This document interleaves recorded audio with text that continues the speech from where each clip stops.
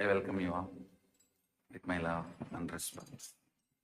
Let you all open all your three eyes. Nithyananda Paramashivoham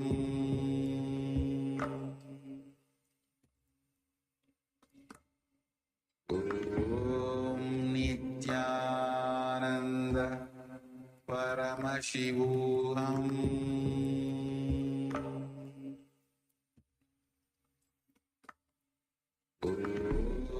Nithyananda Paramashivoham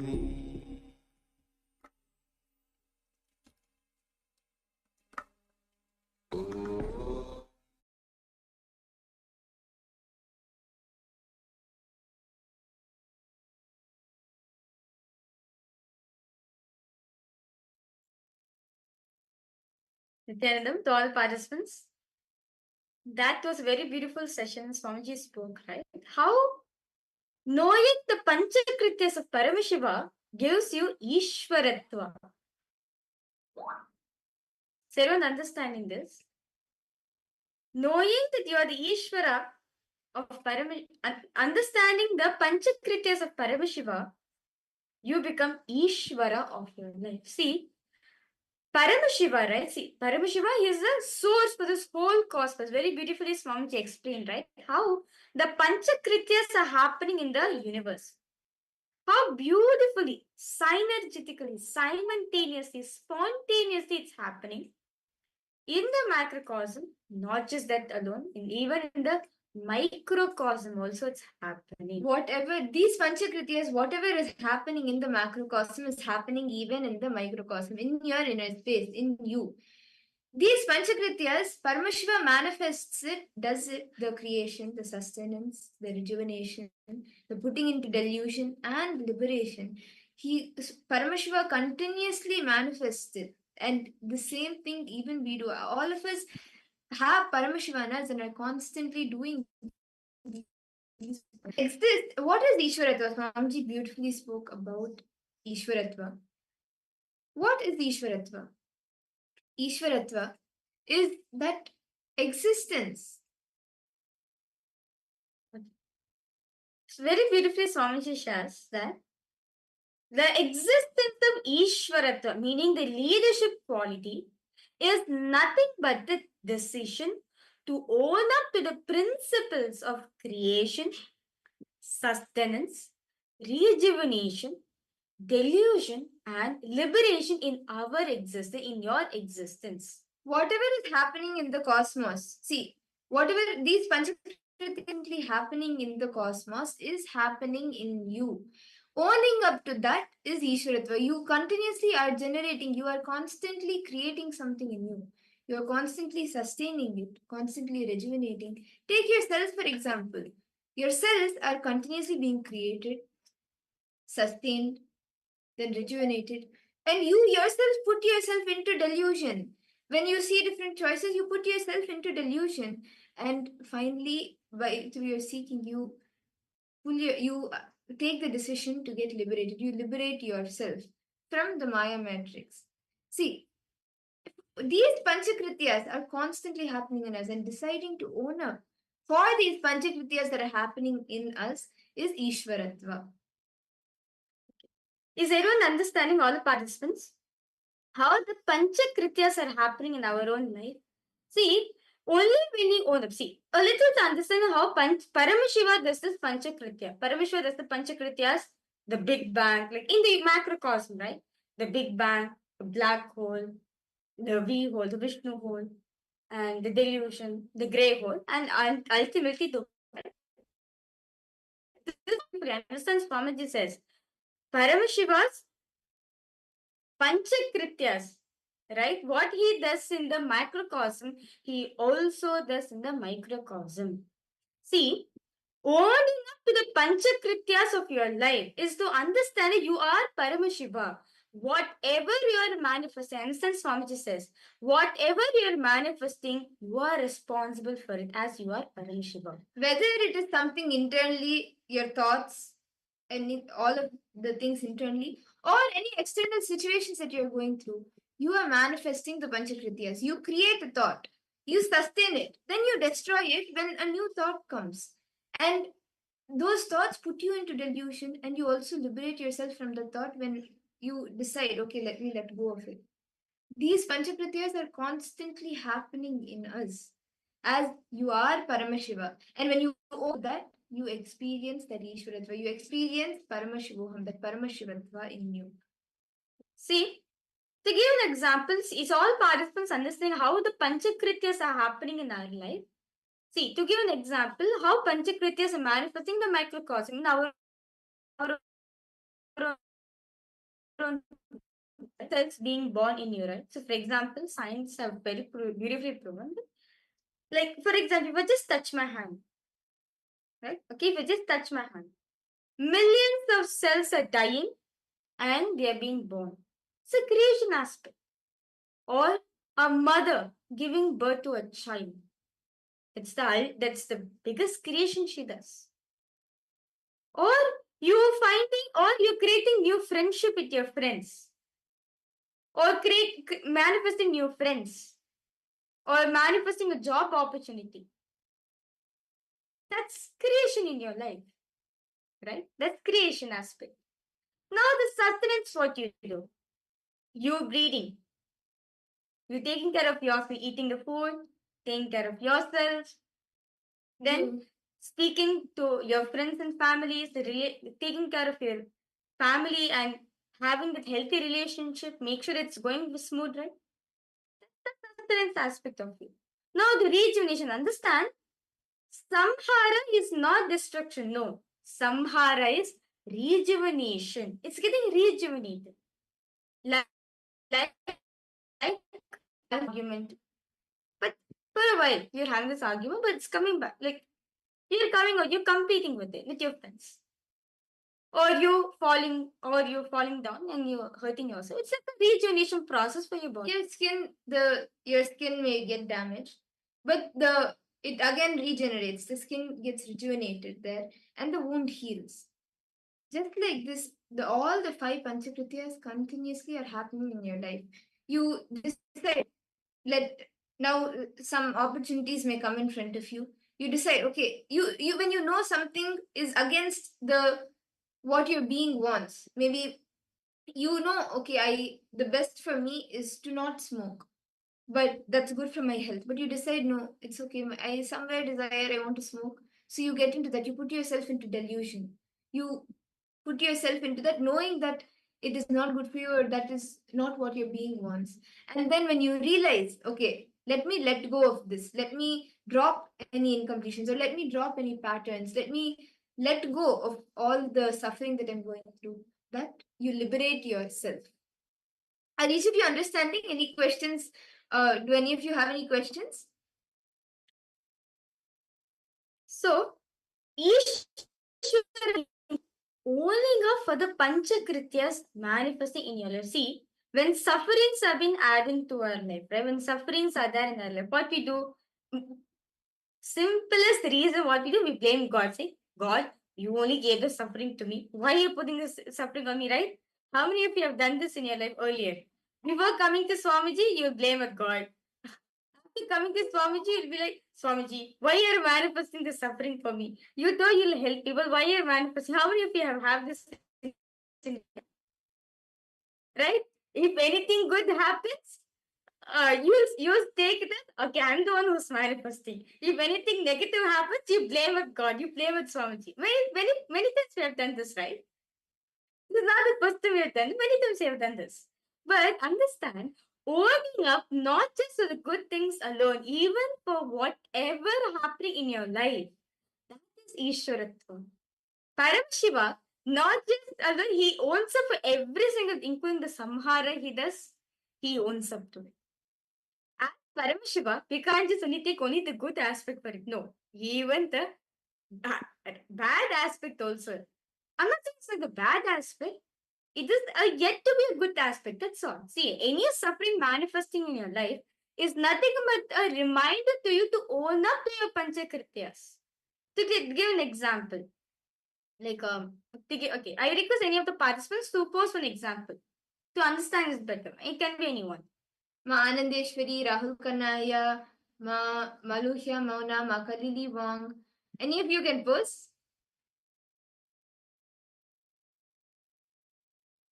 Ma Paramashakti, Nithyanandam. Okay, to give an example that, okay, let's say that I'm not able to manifest a good job, right?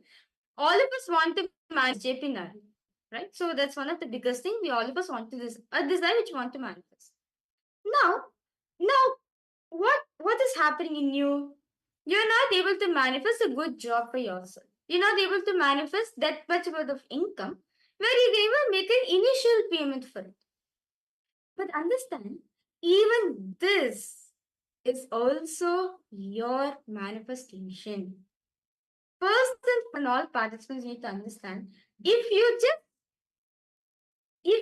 own up to the Panchakrityas, if you just own up to all the things happening in your life, always there'll be a solution. Can I request all participants now? Let us do this simple, very beautiful exercise form just given. Analyze how many of your principles are in the right line towards your manifestation. How do you actually experience the principle of creation, the Shrishti in your life? And what are all the common delusions that you are encountering? And how have they impacted you?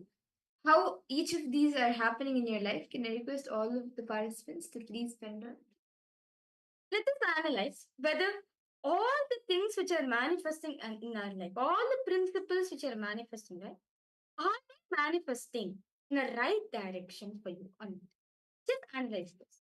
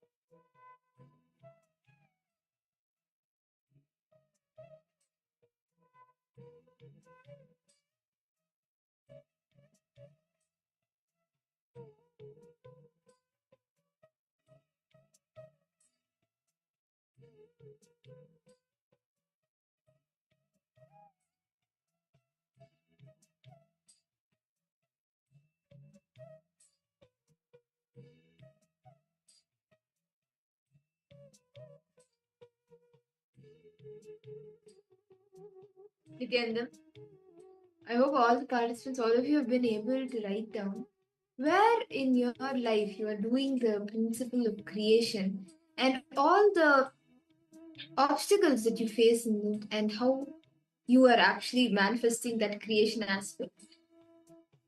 Can I request all the participants, suppose if you have any questions or doubts and what you have been able to internalize and analyze so far? Quicksin Vengaya, Rahul Kanaya, Ma Irene, Ma Teresa, Nithyanandam, Ma Jnanapradayini, Ma Anand Ishwari, Ma Basti, Ma Lita, Ma Sophia, Nithyanandam.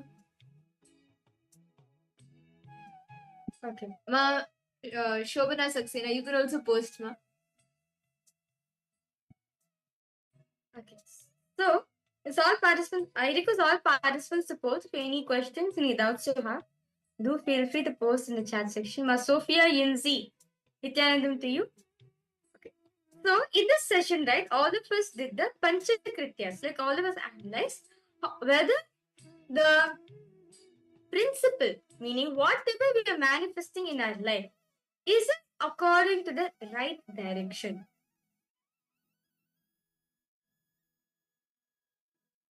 All of us just had, like, we analyzed whether is how many of our principles the right direction towards our manifestation. Now, the next step, I request all participants to please, let's do it together, okay? Now, actively engage with the principles of the Panchakrityas to experience the personal growth in various aspects of it. I request you to pen down 5 aspects you're going to focus on to transform your life. For example, you want to focus on the Charya Pada. It's nothing but you deluding yourself as Sadashiva till you reach you. It is all actually self-delusion in the right direction. Bhasma, Jata, Rudraksha, carrying the name of Paramashiva himself as part of your name. It's a powerful spiritual delusion that leads you to liberation. Can I request all participants now? Now, whatever the manifestations you have in your life, whatever principles you have manifested in your life so far, let us all now just take 5. Take any 5. 5 problems or 5 principles. Align them to the right direction. Align them for the right principles of Paramashiva. See, if you want to dress up like Paramashiva, right, it is no problem. It is a spiritual delusion. It's the best delusion you can have because it is going to liberate you. But if you want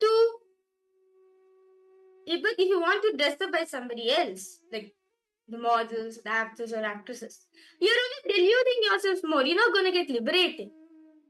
So everyone understanding, can I request all participants to please post which are the 5 principles which you want to align in your life? Which are the 5 manifestations? Which are the 5 aspects you want to manifest in your life? Let's start with that. Okay? I request all of you to post. Choose 5. Any 5 principles which you want to align. It can be anything. Like for example, I want to wake up for morning yoga, but I'm not able to. It's a principle for you, right? It's not aligned in the right direction. Let's sit together, let's align it.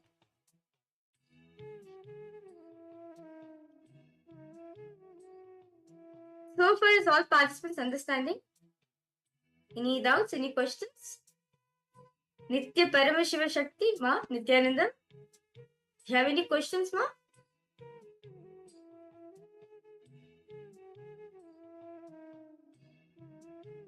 Yes. Okay. So shall we all start? We request all participants to post if you have any questions. I found any help in how am I supposed to align to right direction. Please post in the chat section. Okay. Are there any manifestations? Yes. Okay. Ma Shobhan, I request you to post your questions a bit detailed. Like, are you referring to what you can manifest, or what exactly are you referring to? Sorry, could you elaborate a little bit, please?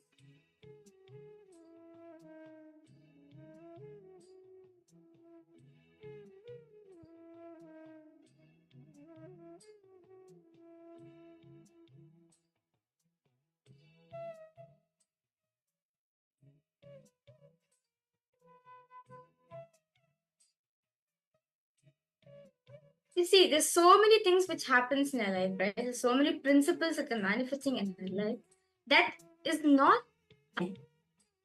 which is not aligned to the right directions or the principles of Panchakrityas.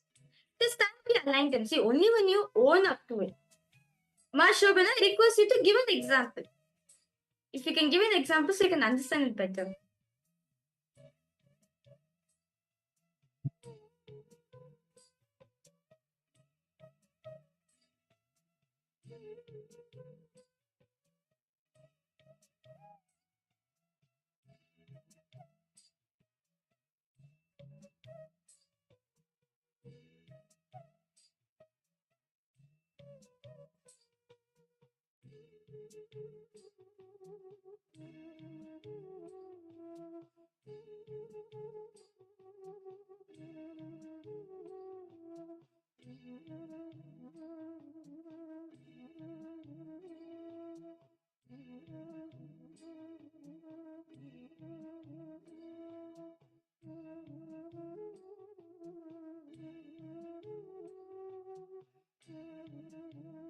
So all the participants to take a few minutes to write down the 5 different aspects that you want to manifest.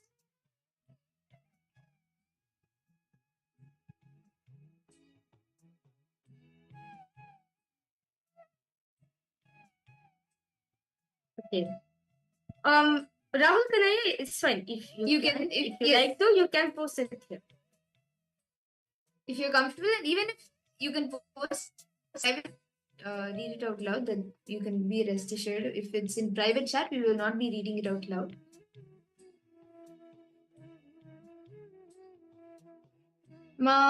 Shobana Saxena, you can elaborate on your question and we'll be happy to help.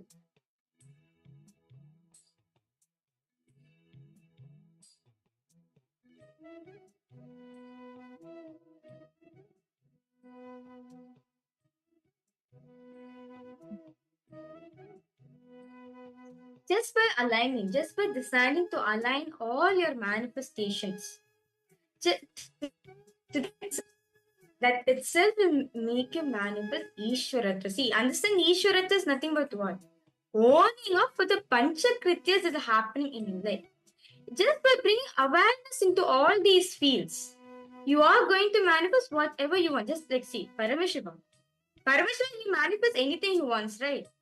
He just says, not just saying. If he thinks, he immediately manifests it. Same way, if you own up to the Panchakrityas of our life, you will experience leadership in life. Leadership quality is not the status, it is the owning up, understanding that you are Paramashiva and you are owning up to all the manifestations that are happening in you.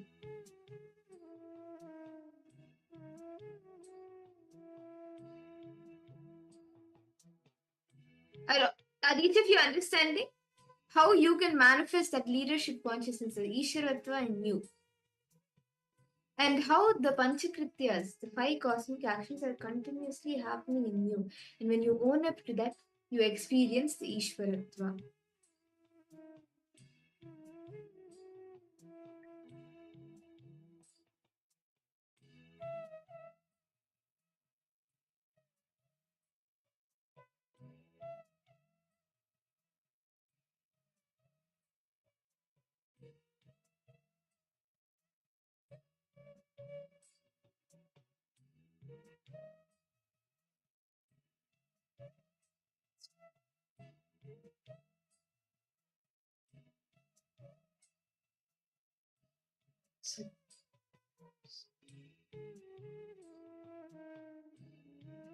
I hope all of you have been able to complete writing this.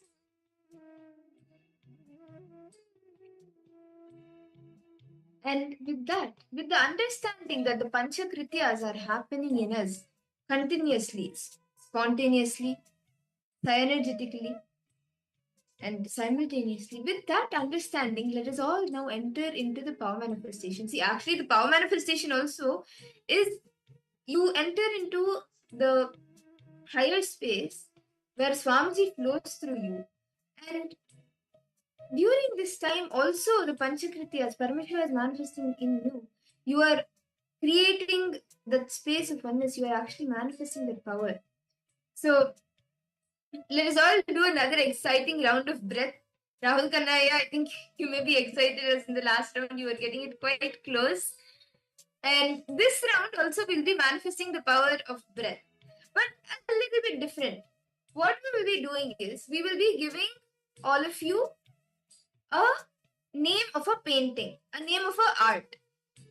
And you, with the name, you will just be dropping the name into your inner space.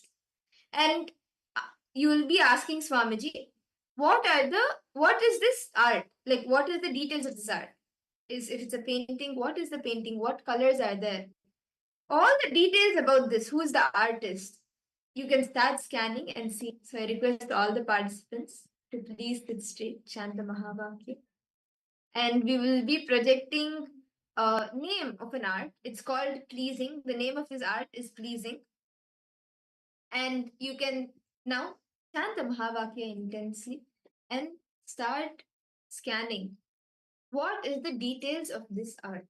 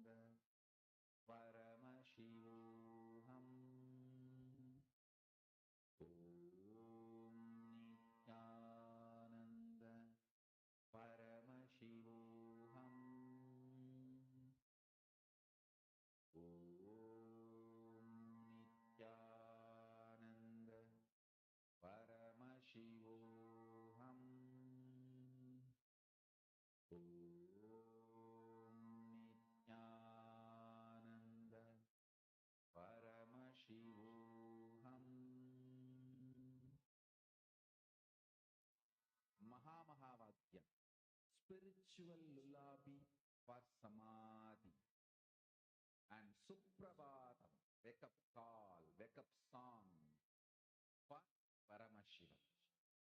This Mahavagya is spiritual lullaby for you to fall into samadhi. Suprabhatam, wake up song for Paramashiva to wake up in you. Just remember this one powerful cognition. This Mahavagya puts me in samadhi. This is spiritual lullaby for samadhi, and Suprabhatam, wake up song for Paramashiva in me, for Paramashiva to manifest. With this one spiritual powerful cognition, chant this Mahavagya.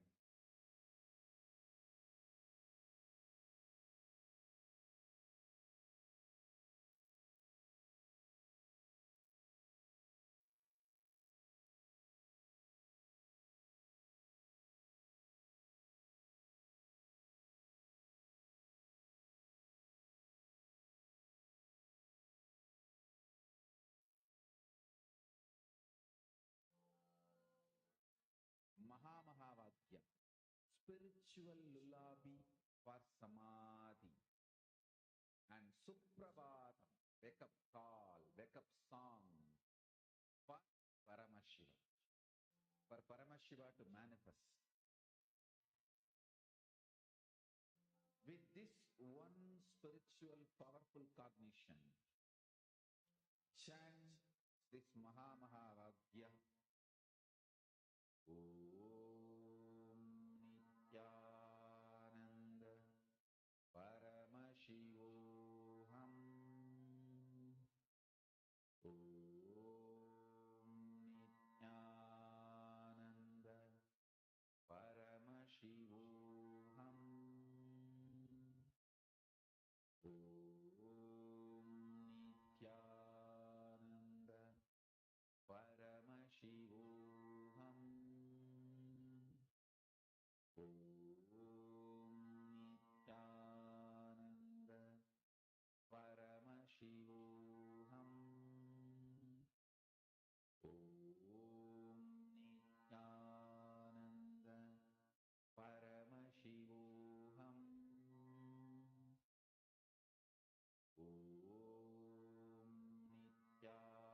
Nithyananda Paramashivoham. Om Nithyananda Paramashivoham. Om Nithyananda Paramashivoham. Yes, Nithyanandam.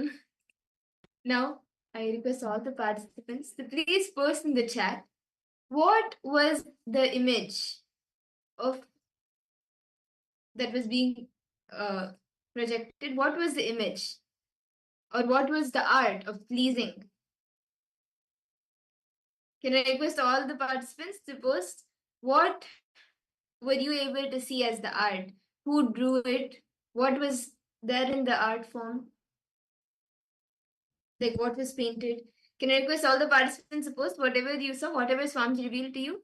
Ma Irene, Ma Lita, Ma Virupaksha, Nithyanandam, Ma Tanya Devane, Ma Basti, Rahul Kannaya, Ma Margarita, Ma Priya, Ma Gabriel, Ma Shundini Durga, Ma Kalili Wong.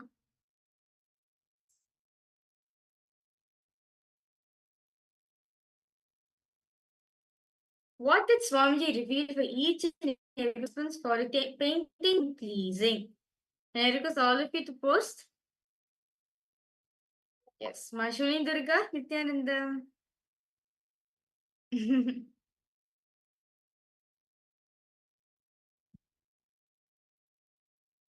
I request all the participants? Rahul Kanaya, what did you see? And Ma Gabriel Harris, what did you see, Ma? Ma Virupaksha?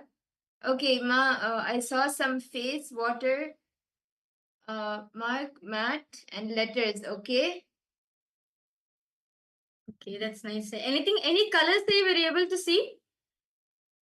What else? Anything else? You can, anything else if you remember that you saw? Actually, as you see also, you can post in the next rounds that we do.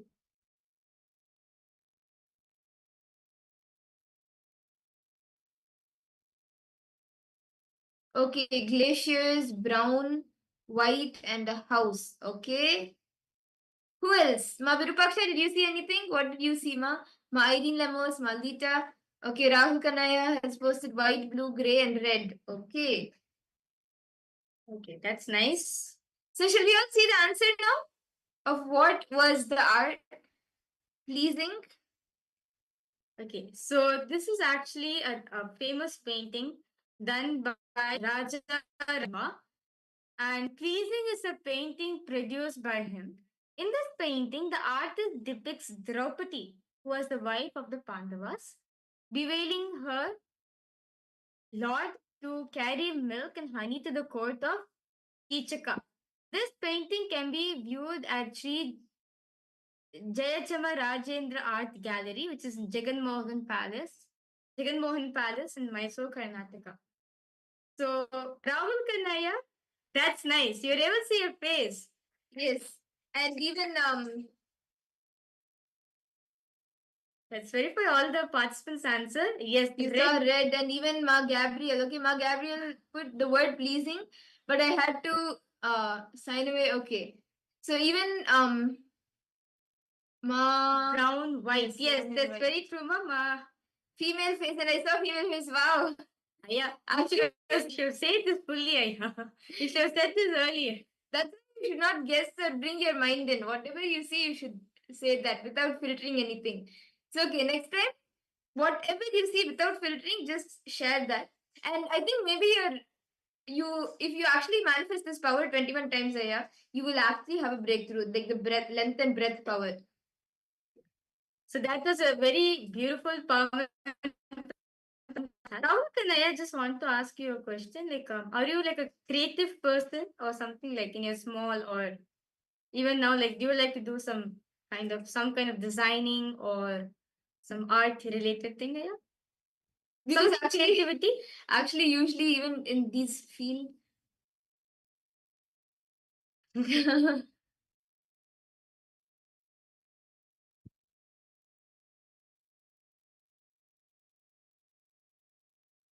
No problem, Ma Gabriel. That's fine. No problem. Ma Ananda Ghora Rupini, yes. Nithyananda Ma. Rahul Khanna, I think maybe Paramashiva is wanting to manifest the breath dimension through you, the creative aspect of you. Okay.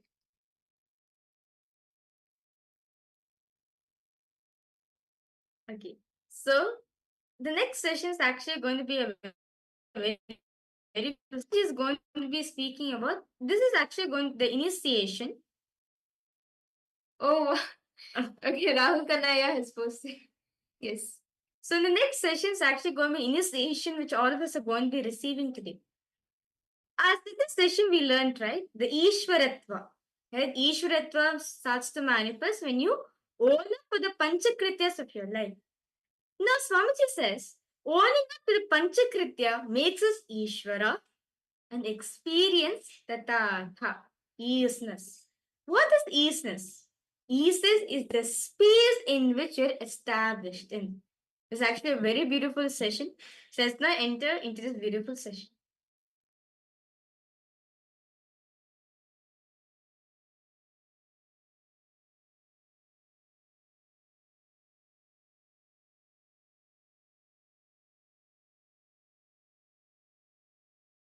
The 11 dimensions of the universe, 25 states of consciousness, and then 5 aspects of Sadashiva, supreme reality, Ishvara.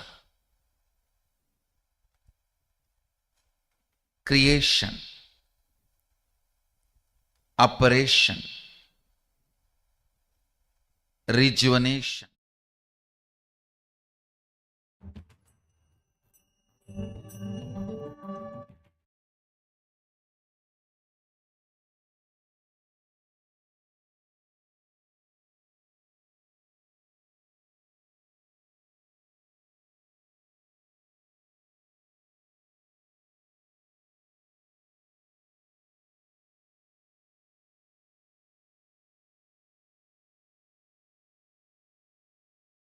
Now I'll explain to you from my experience my 4 images.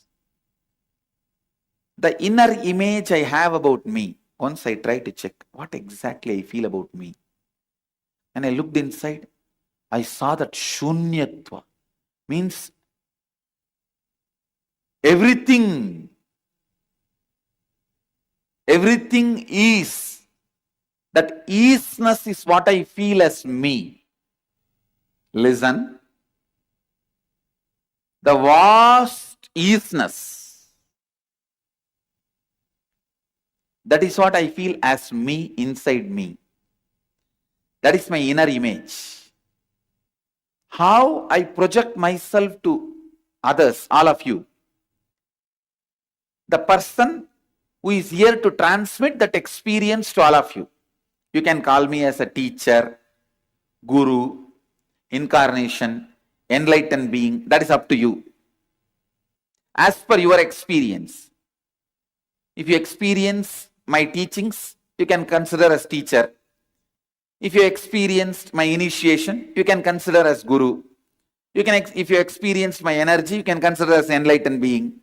If you experienced my miracle powers in your life, you can consider as incarnation. It's up to you. But I project myself as a being who is here to transmit this experience to you. This isness, vastness, we can call as Atma, Paramatma, soul, consciousness, God, whatever word you want to use. This is my outer image. How others perceive me. Some people perceive me as teacher. Some people say, you may want to give enlightenment, but we want only our headache healing. Heal my headache. Solve my problem between me and my spouse. Heal my son. Give me wealth. Understand? Anything you ask within the purview of the energy of enlightenment. Even though I have not told directly that I will give you. See, I declare, I am here to give you that enlightenment, that isness experience.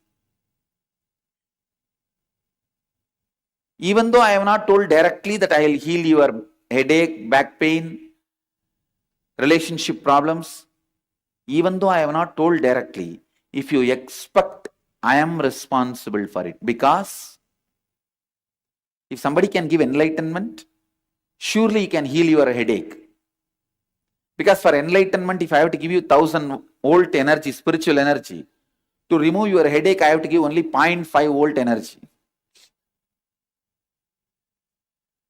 To bless you with wealth, I have to give you only 0.1% energy. To heal your relationship problems, I have to give you only 0.1% energy.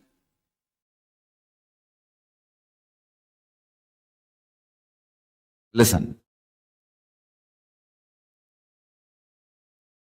Length, when it becomes intense to the level it cannot be experienced just as a length, it jumps into the dimension of breadth. Like if you keep line, infinite number of lines, then it cannot be measured, understood just by one length. It, by its very reproduction, understand? reproduction is survival need. Anything which is alive has to be reproducing itself. Otherwise, it will not be alive. It's law of life. It is one of the fundamental law of constant, nithya. Isness expands. So the isness of the length, when it becomes infinity, it cannot be any more cognized just by one idea of length. It gives birth to the next dimension of itself called breadth. Understand? I'll repeat. Just imagine one thread, 1 meter thread. You call that as a length. By its nature, it is becoming multiple number of 1 meter thread. So, when it becomes infinite number of 1 meter thread, 1 meter, 1 meter, 1 meter, 1 meter, 1 meter, what happens?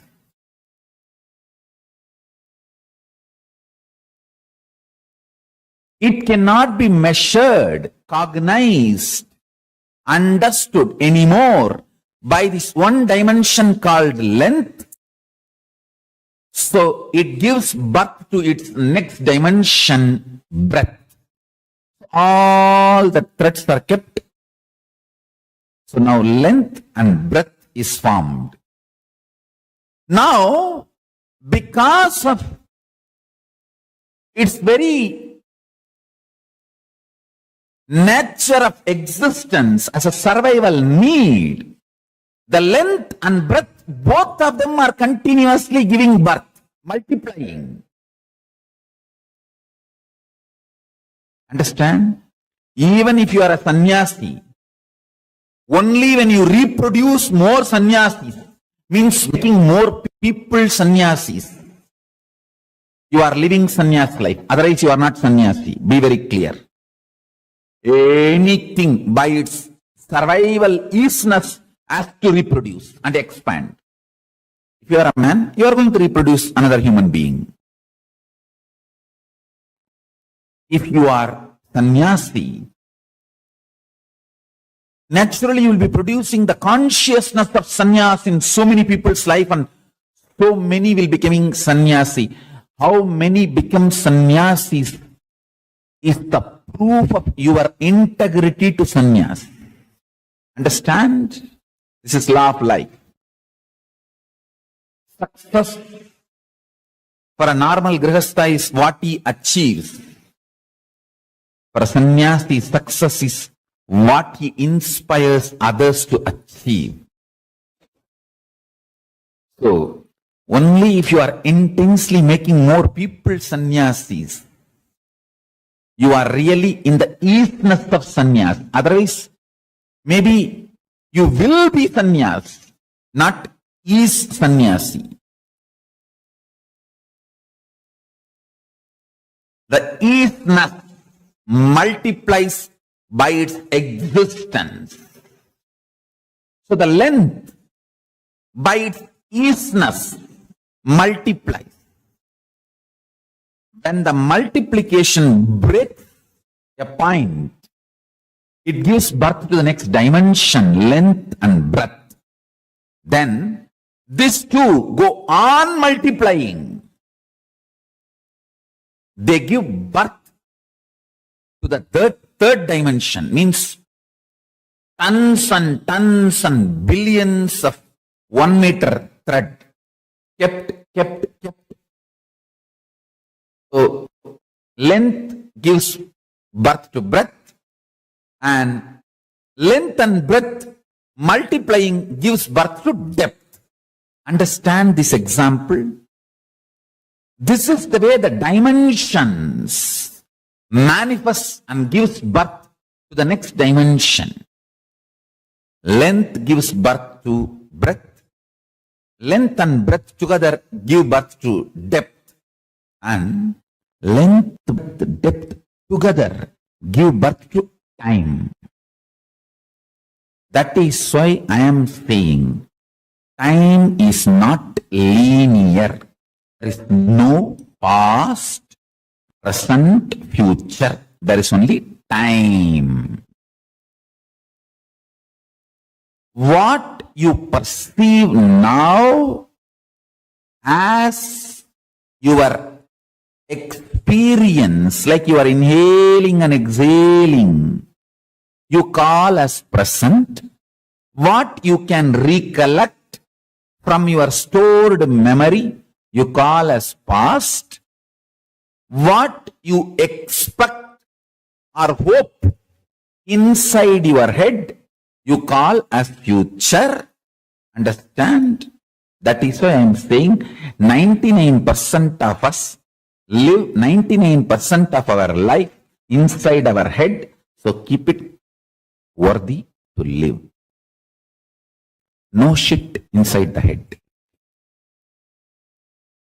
No shit in the stomach and no shit in the head.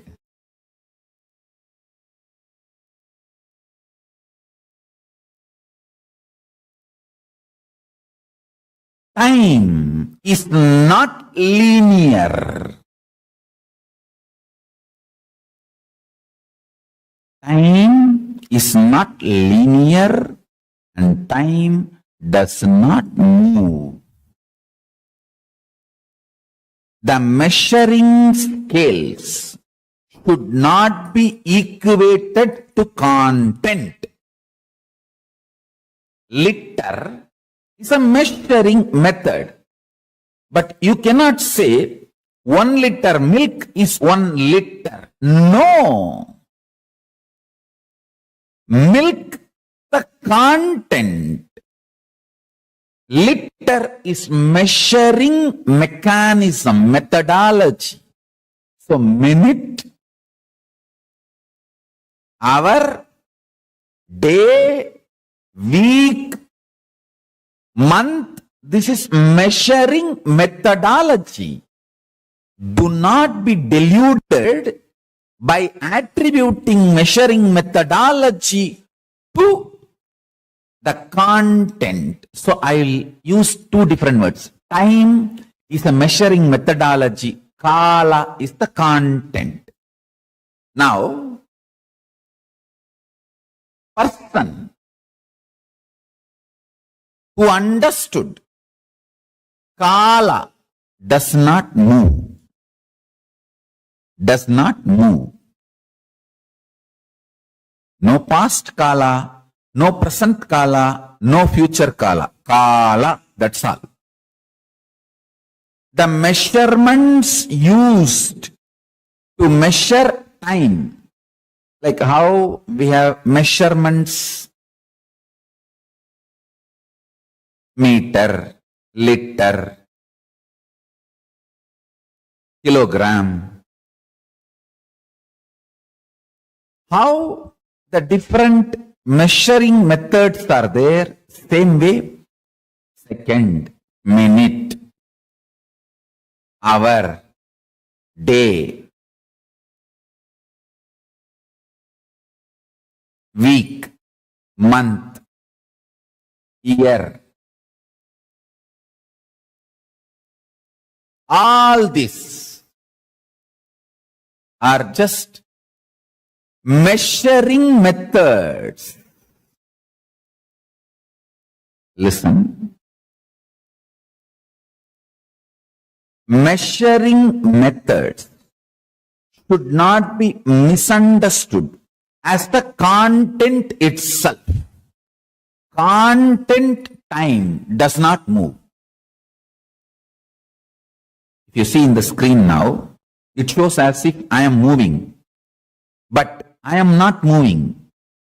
Just the backdrop is moved front and back. Same way, for the sake of measuring, we created unit of time.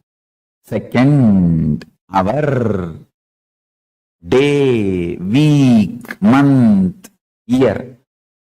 Based on that, you call something as the past, present, future.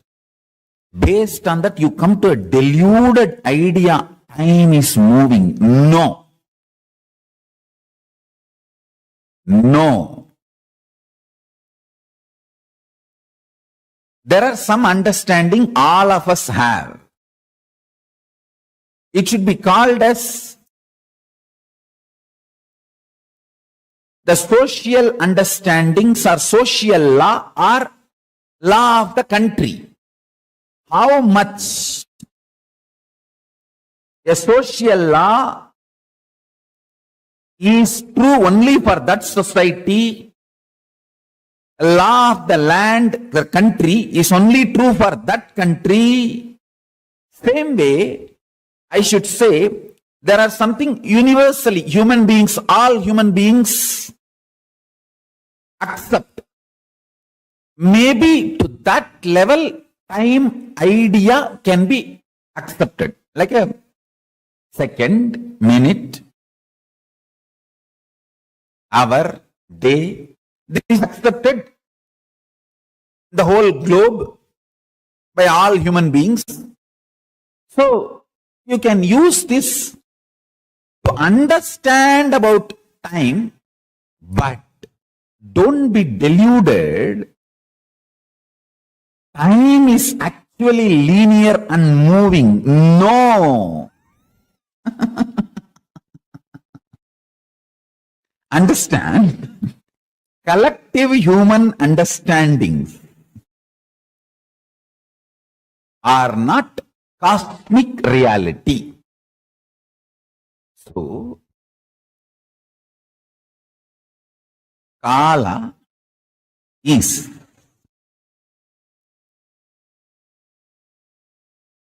the purer version of isness. I-S. Isness. Purer version of isness. See, these dimensions, length, breadth, depth, time, space. Next to space is Nithya. Nithya is the sixth dimension. Then after that, Nadakala, Bindukala, all the other, totally 11 dimensions. The 11th is the Paramashiva Swarupa, Paramashiva, Paramashivatva, Paramashiva, ultimate. The sixth dimension, Nithya, is isness. That isness is purest, almost 90% isness is space.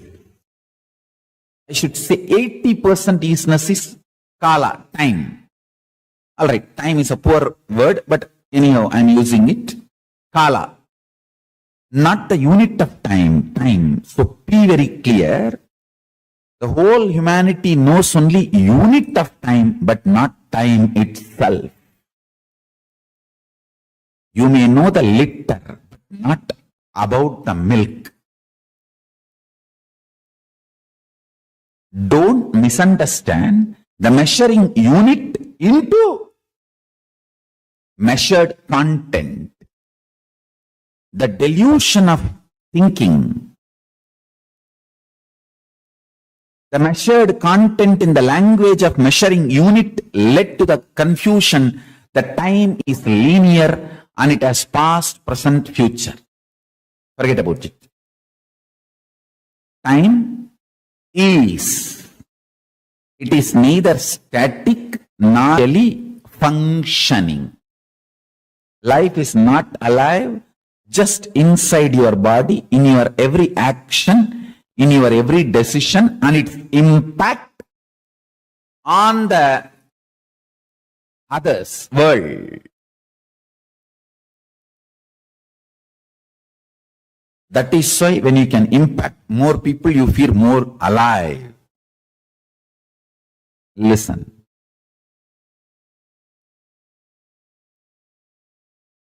Kala is existentially alive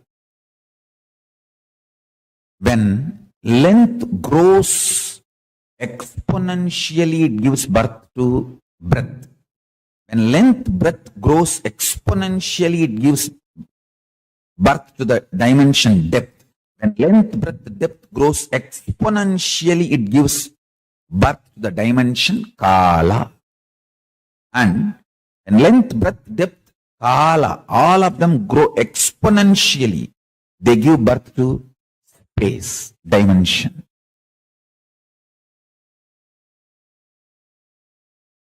Quality of the isness is Ananda, and the quality of Ananda is sharing. Understand? The quality of isness, Nitya, is Ananda. Anything which is in you is always celebrates its existence. Somebody was asking me, what is exactly isness, Swamiji? Other than your body, what you think as is. See, you think you are body, you are your body. And there are something more you think you are. Because many times when you feel depression, you feel you are your mind. Excited, you feel you are your mind. So it is not that you feel you are only body. You feel many things are you other than your body. Whatever you think as you, that is called your isness. And that isness in its core is excitement, bliss. And anything which is and which is bliss expands its existence. Even when you are depressed, you are enjoying your depression. Understand? Be very clear. You are enjoying your depression. You may have your own reasons.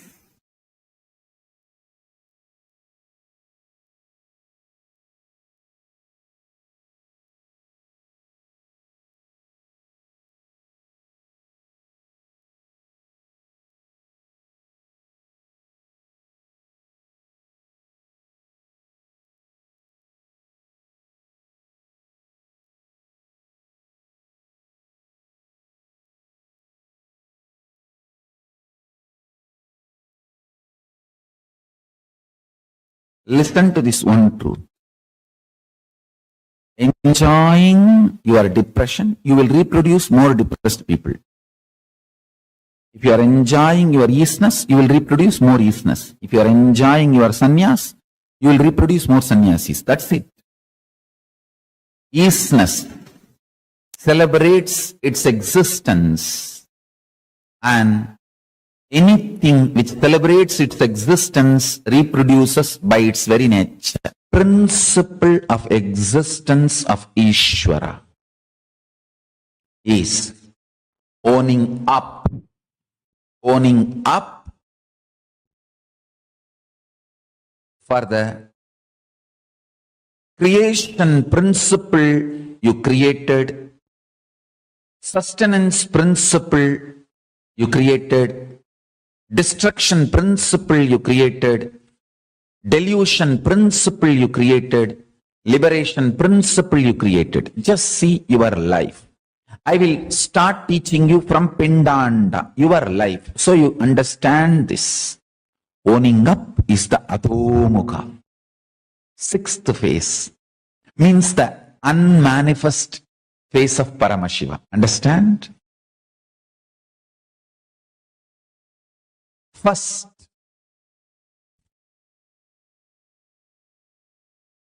understand what you created. Please understand, only if you are in a Paramashanta Swarupa, you will own up for what you created. You have created so many wonderful things, understand? The mechanism which converts blood into blood, which is functioning inside your body, you created. Nobody else created, you created. You learned the science from cosmos and you created. Understand one thing. The greatest creation in the known universe is human body, and you created yours. Anybody who owns up that you created your body will manifest the power of altering it, healing it, updating it, upgrading it.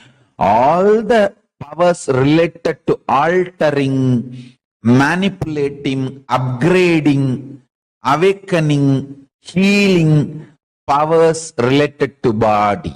So, if you want to manifest the powers related to your body, bring this cognition and own up for what you created. I tell you. For example, if you have a fatty liver,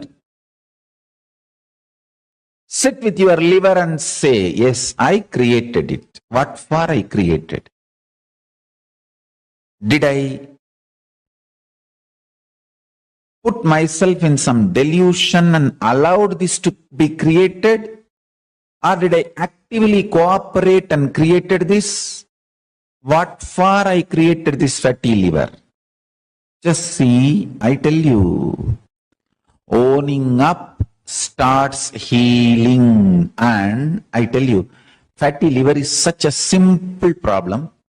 You just need to tell your stomach, hey, can you burn little more? I'll give you mantra as the feed material. You can use any mantra. You see, in Vedagamic tradition, any mantra described in Vedas and Agamas can be used. And use that mantra to awaken the Jadaragni, fire in the stomach, ability to be in Nirahara Samyama. Means when that patterns are demanding food and it is flashing the pizza photograph in front of your eyes, or you are doing Nirahara Samyama, but within 24 hours in the dream you are having a full feast, and then you feel, what is this? What kind of a life? I am not even able to eat. What for I am yearning? What for I am alive? What for? This is injustice. Hey, you being brainwashed to eat all the shit and junk and filthy food-like products continuously and fall sick is the real brainwashing happening to you.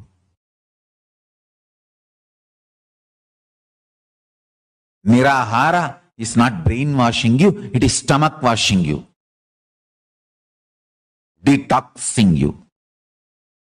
I am only asking, go for healthy juicing for a few days.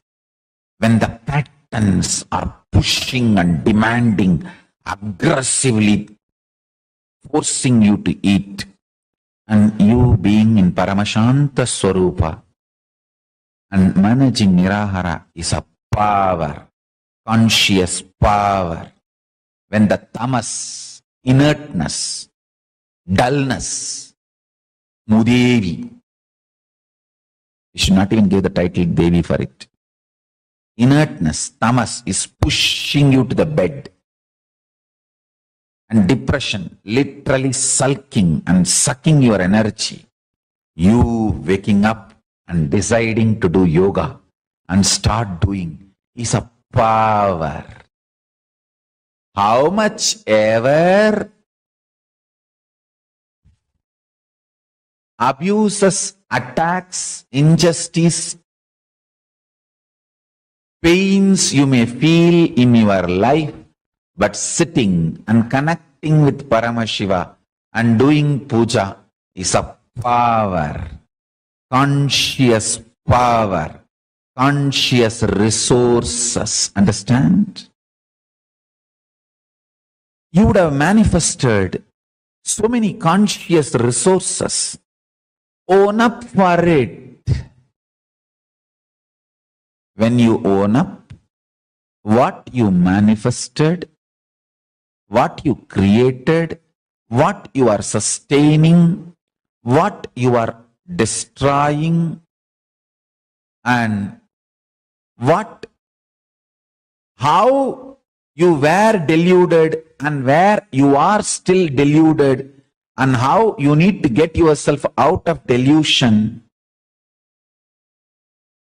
And where all you have liberated yourself, where you need to further liberate yourself, just own up. Owning up is the atomukha, unmanifest face of Paramashiva, which is revealed only to yogis. Whoever owns up is yogi. Whoever does not own up is bohi. Whoever feels others are responsible, putting the onus on others is rohi. Who does not even think about this owning up is yogi.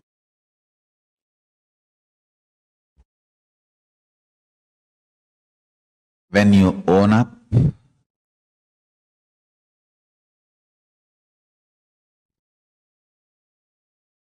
spontaneous, miraculous, immediate transformation starts in your life.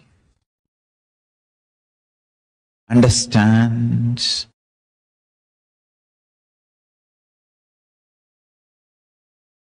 If you are tired, bored, feeling overloaded, overwhelmed, own up that. Own up that. Own up. Owning up is the secret of Ishwaratva.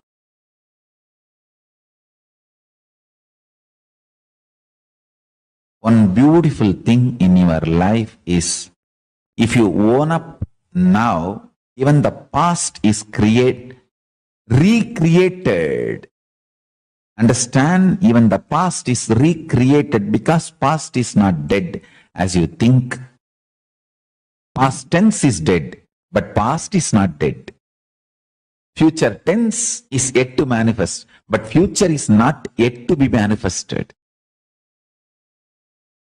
Future is as much as happened as past. Past is as much as yet to happen as future. Future tense is will be. Past tense was.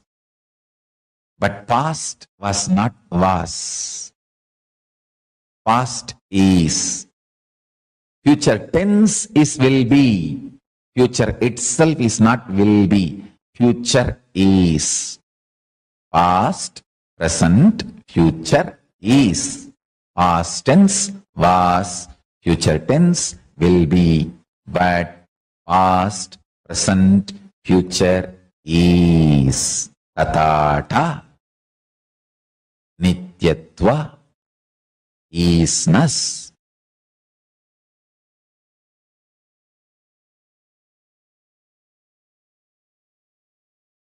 Paramashiva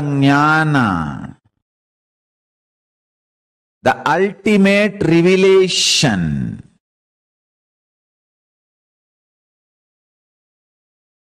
from the space of Paramashiva. Just settle down and sit with Paramashanta Swarupa and look around. Don't be afraid. That is the first thing. Understand, you have amazing resources. As I said yesterday, death is a conscious resource you have.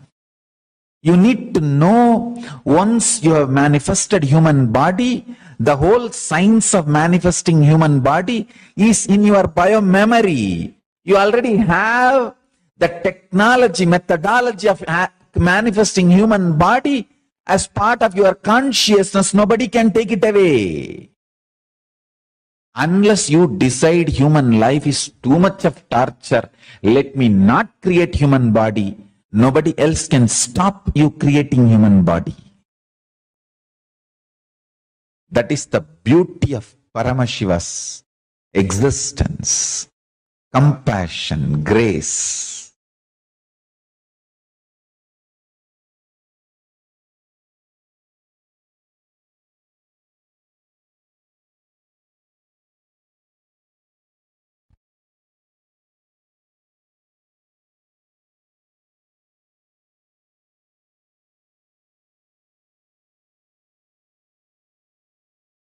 owning up. When you sit and start owning up from Paramashanta Swarupa, you will see 25 heads of Paramashiva starts operating in you also. And you will know what to manifest, what to sustain, what to destroy, and what to put in delusion, how to get yourself out of delusion, and from what you are liberated, from which you need to liberate yourself more. That's it. That's all. Nothing else.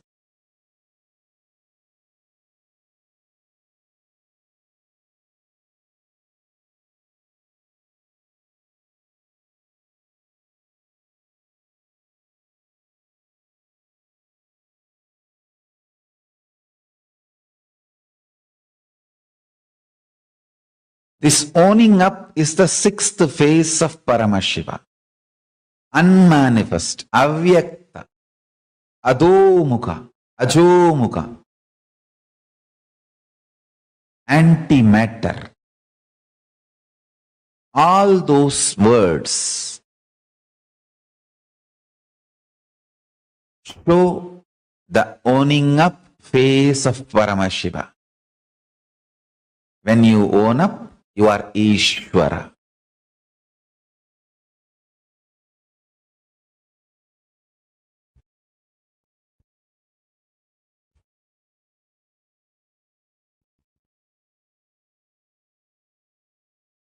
I want all my disciples to come to the Paramashiva space of Paramashanta Swarupa and own up.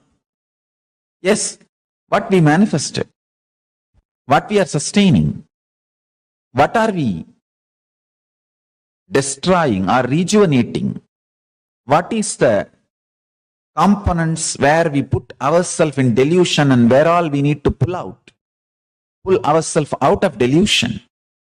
What all we already achieved liberation, where all we need to achieve liberation. Tatpurusha Ishana, Satyojata Vamadeva Agora.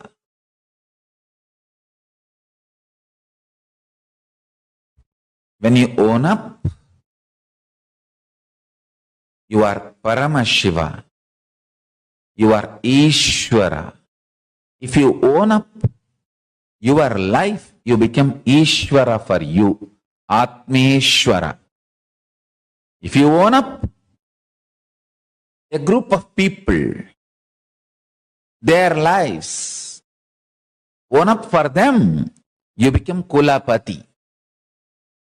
If you own up for a mandala, zone, for their life, you become Mandaleshwara. If you own up responsibility for a Mahamandala, you become Mahamandaleshwara.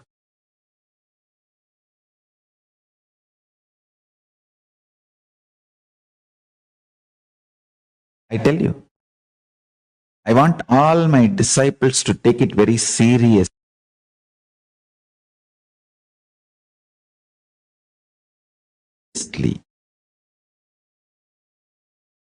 All my sannyasi disciples, take this as spiritual lesson. Gurukul Balasans, take this as a spiritual lesson. Today, you will all become Atmeshwara for yourself.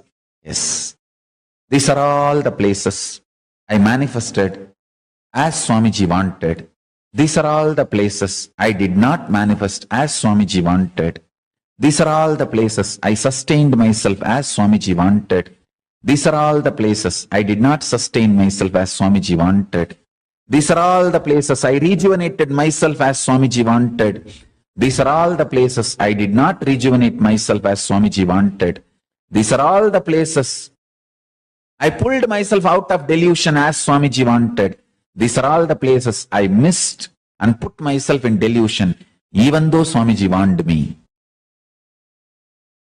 These are all the places I liberated myself as Swamiji taught me. These are all the places I missed it, even though Swamiji taught me. Bring that understanding and own up. If you own up today, you will become Atmeshwara, Ishvara for yourself today. This is the way in KAILASA. You become Atmeshwara first, Ishvara for yourself. Then you become Ishvara for few people, Kulapati. Then you become Ishvara for a zone, Mandaleshwara. Then you become Ishvara for Mahamandala, larger zone, Mahamandaleshwara. Helping people to own up is making them become Ishvara for themselves. Help yourself to become Atmeshwara and help everyone around you to become Ishvara for their life, and go on helping more and more and more people to become Ishvara for their life. Ishvara for themselves.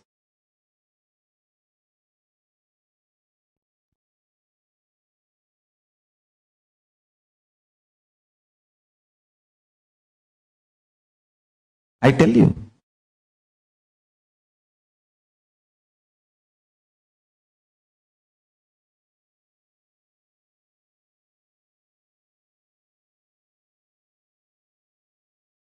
It is the way you own up. Your life is decided. Don't think whole.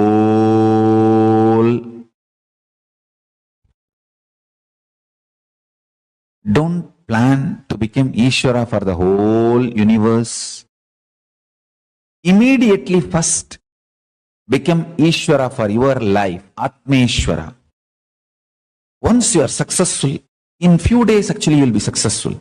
I tell you, it's not that even for your own life, you should become Ishvara 100%. No. If you just understand that knack and methodology and cognize it, that's enough. That same principle you can start applying tomorrow itself. Then you can start becoming Kulapati. Then you can start becoming Mandaleshwara. Then you can start becoming Mahamandaleshwara.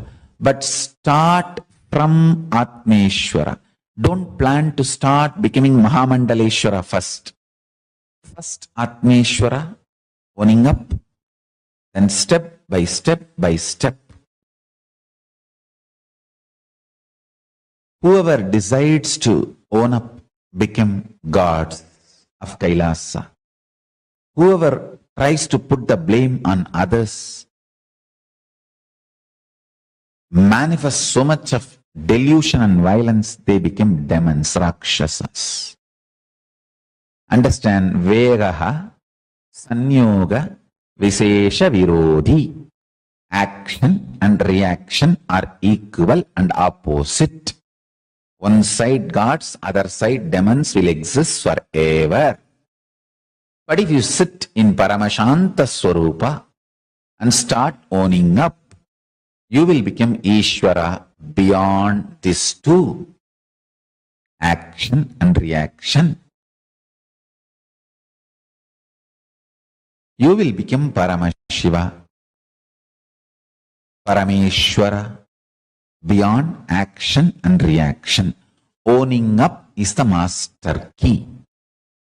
Absolutely being clear about your existence and not accumulating anything which is not relevant for you is aparigraha.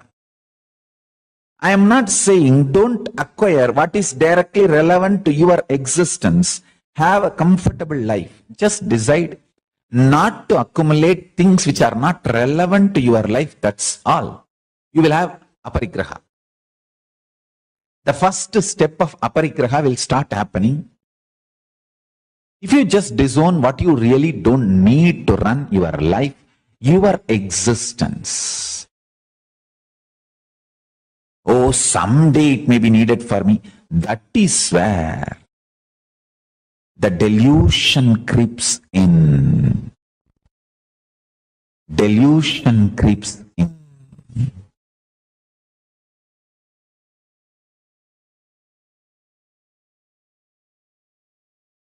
What is not needed for you, decide to disown.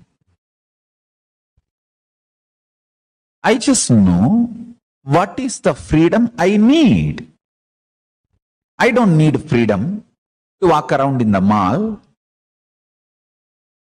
I may need freedom maximum to walk in the beach in the evenings in Paramashanta Swarupa, in the space of Paramashiva Samadhi.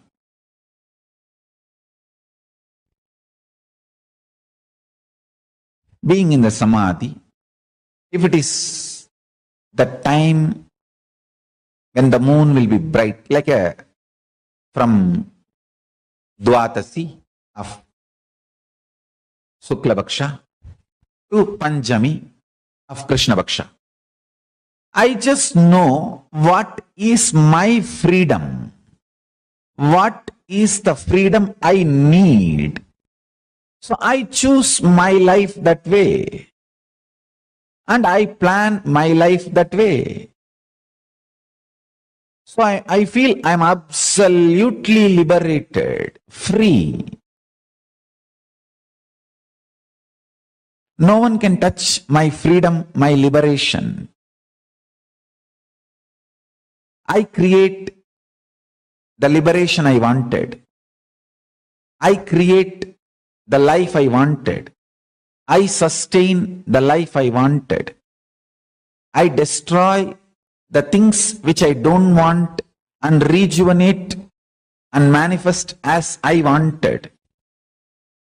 I pull myself out of delusion wherever the delusion tries to be pushed on me, or wherever the delusion gets engaged or entertained. And I liberate myself more and more the way I want. So I own up. I become Ishvara for my life. And I teach everyone to become Ishvara for your own life. Understand? Each of the creative aspects of life, love added to your system, leads to enlightenment, leads to liberation, leads to more and more joy, bliss. You need to know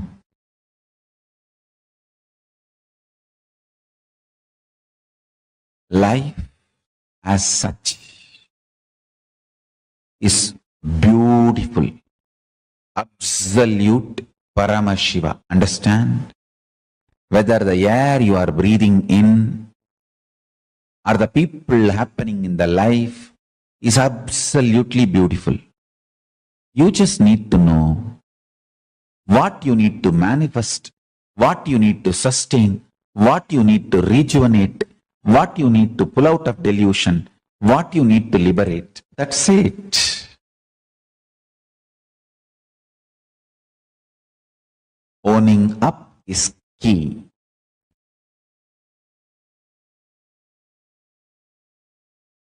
I will make this principle, truth, as a reality to all my disciples and devotees who declare their integrity to me today. This is my gift to my disciples and devotees. Understand this truth. Change in your life can be drastic and absolute. The transformation can be spontaneous and complete the moment you own up. Owning up is Ishwaratva. Just see from where you are experiencing the first person, the feeling you have about your existence. I. From where am I experience? It is directly Sadashiva experienced by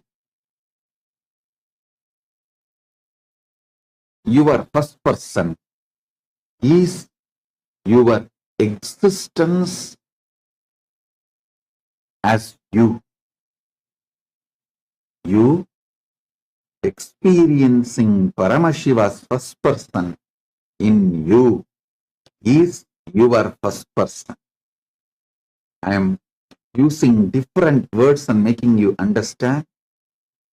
When you focus on the source of your first person, you will see it's only Paramashiva's first person exists. Your first person is illusion. It's only Paramashiva's first person exists.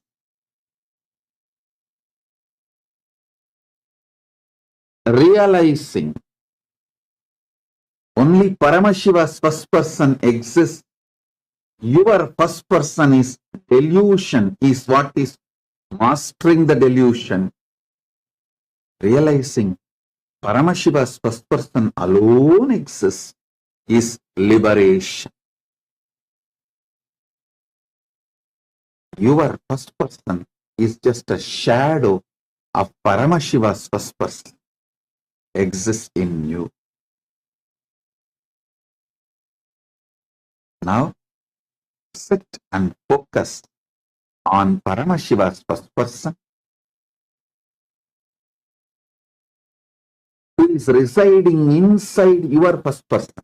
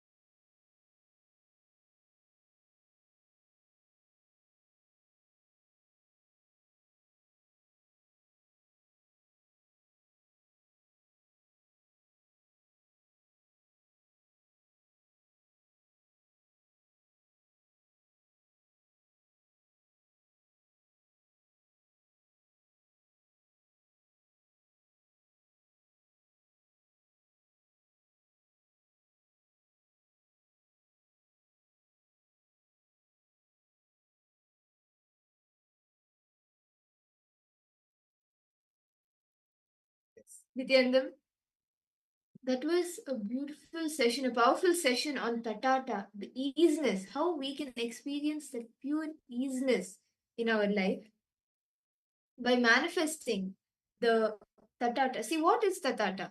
Tatata is easiness, and we can experience it by just experiencing, by just being in that space of Ananda, bliss. See, easiness is actually bliss.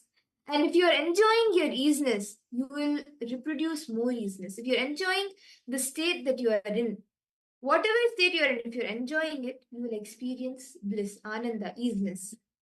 Tathata very beautifully Swamiji explains us that that that space in which you're established, meaning the space in which you enjoy more, you manifest that more. To give an example, if like even when you are in depressed life, if you're enjoying depression, enjoying a depression will reproduce more and more depression in people. Whatever space you are in, if you're enjoying that, you will reproduce more of that.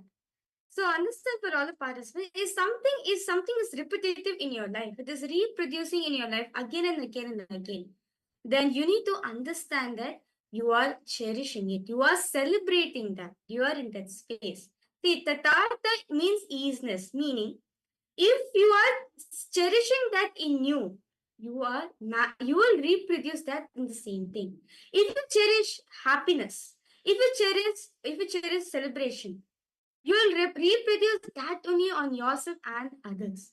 So, owning up to this, owning up to what you are reproducing in your life, owning up to what you're cherishing, what you're celebrating, is the tathata. It's actually a very beautiful thing Swamiji has spoken as. And today, all the participants, all of you are going to be receiving this as an experience for each and every one of you, where you're going to be understanding what are all the things that you are reproducing in your life. What is it that you are cherishing? What is it you are celebrating within yourself, which you are reproducing in your life again and again and again? And ultimately, you are going to be reproducing Paramashiva in your own life. And with that understanding, now we will be preparing ourselves for understanding and learning more about the grand Kumbh Mela celebrations, and we will also be preparing for the darshan. Today, all of us will be initiated into that very space of easiness. So now let us all get ready to enjoy the glimpses and understand more about the grand Kumbh Mela celebrations that are coming up, the Maha Kumbh Mela celebrations, the Maha Kumbh Mela that is coming up in 2025. Let us all get ready now.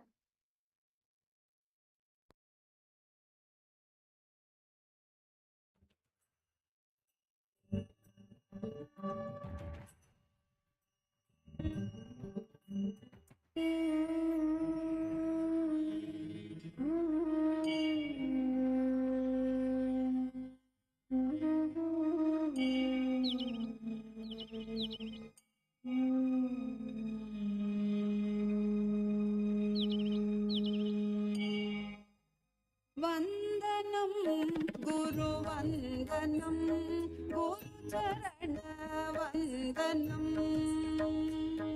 वंदनम Guru वंदनम Gurucharan वंदनम Nityanand Gurucharan वंदनम Guru वंदनम Gurucharan वंदनम Nityanand Guru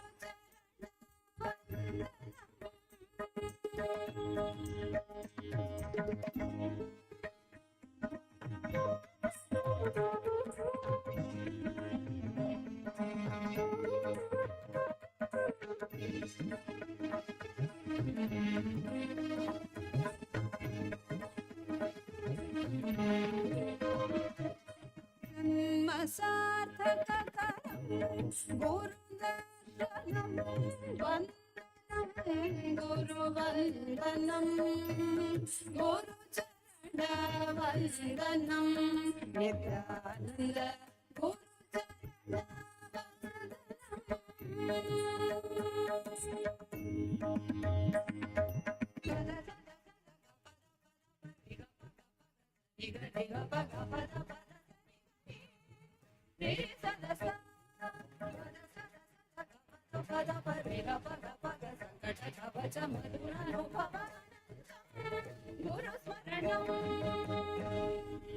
Nithyananda Rupam,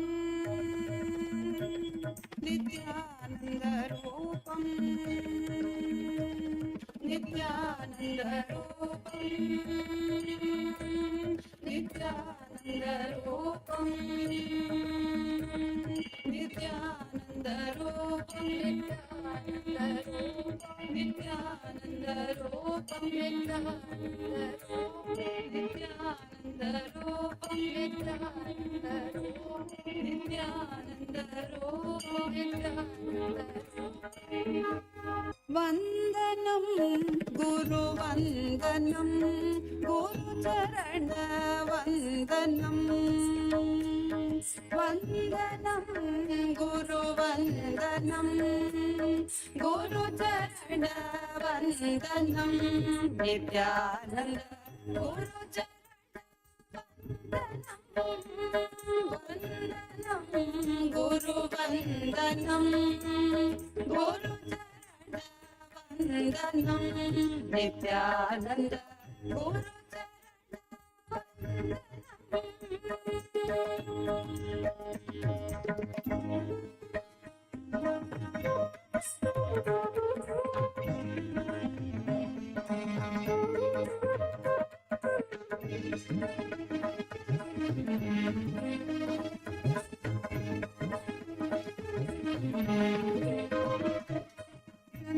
Sarthakakaram Gurudarshanam Vandanam Guru Vandanam Guru Chanda Vandanam Nithyananda Guru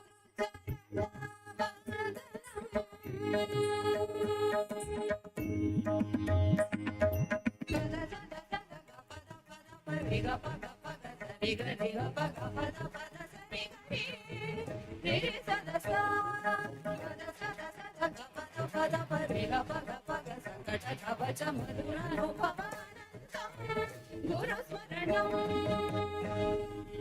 Nithyananda Rupam, Nithyananda Rupam, Nithyananda Rupam, Nithyananda Rupam, Nithyananda Rupam, Nithyananda Rupam, Nithyananda Rupam, Nithyananda Rupam.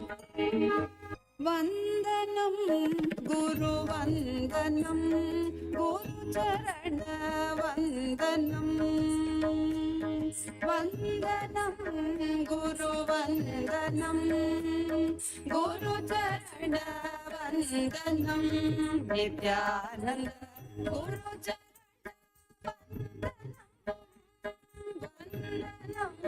Guru Vandanam Guru Charana Vandanam Nithyananda Guru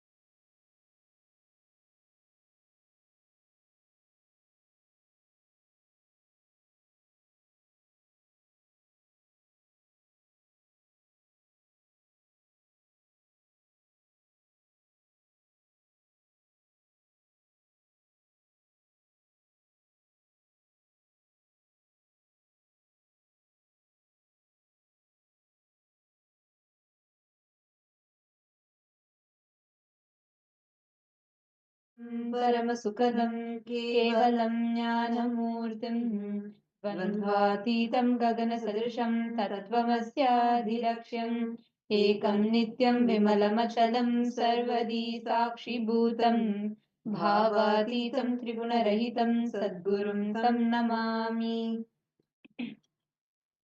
Nithyanandam to all the participants, viewers, every one of you that are joining here with us today. We welcome all of you for the Kumbh Chalo series. We welcome all the participants, Paramashivoham Level 1, Level 2, the Level 3 participants, and everyone else that are joining with us from around the world. We welcome all of you for today's very, very special program. Nithyanandam, Ma Gabriela, Ma Wong Kalili, Ma Anita Razdan, KAILASA, Toronto, and Z Go, Sophia in Z, Ma Sadashivatma, and Ma Abha Sharma, Ma Jayantananda, Ma Jody Walls, Ma Teresa, Nithyanandam. Wow, wonderful to see so many of you here. Ma Lita Sege, Nithyanandam, Ma Rani Ayer, Ma Basti Nuvaldas, and all the Ma Western Tekeste, Ma Nataraja Priya Nithyanandam, and Ma Anandeshwari, Ma Virupaksha,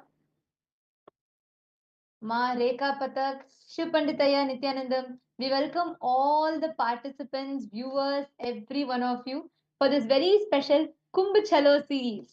Literally today's full day, what we have been learning is all about the multi-dimensional activity of Paramashiva. We have learnt about Jiva, Jagat, Ishvara, an introduction to the self, introduction to the universe, and introduction to the cosmos. Today, whatever you have learned, the principles of the cosmos, understanding how Jiva, Jagat, Ishvara, all of them are. Right now, you're going to be experientially understanding how you can implement this in Kumbh.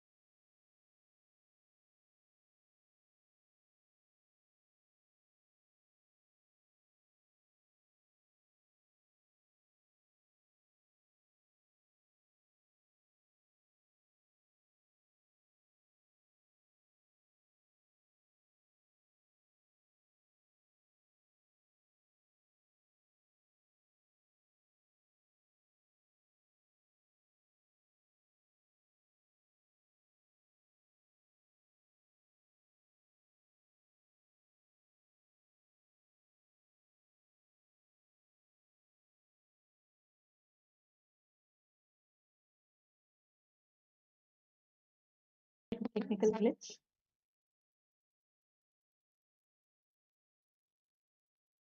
Today, in Kumbh Mela, what all of us are going to be, we're going to be understanding, learning the significance of what Kumbh Mela is.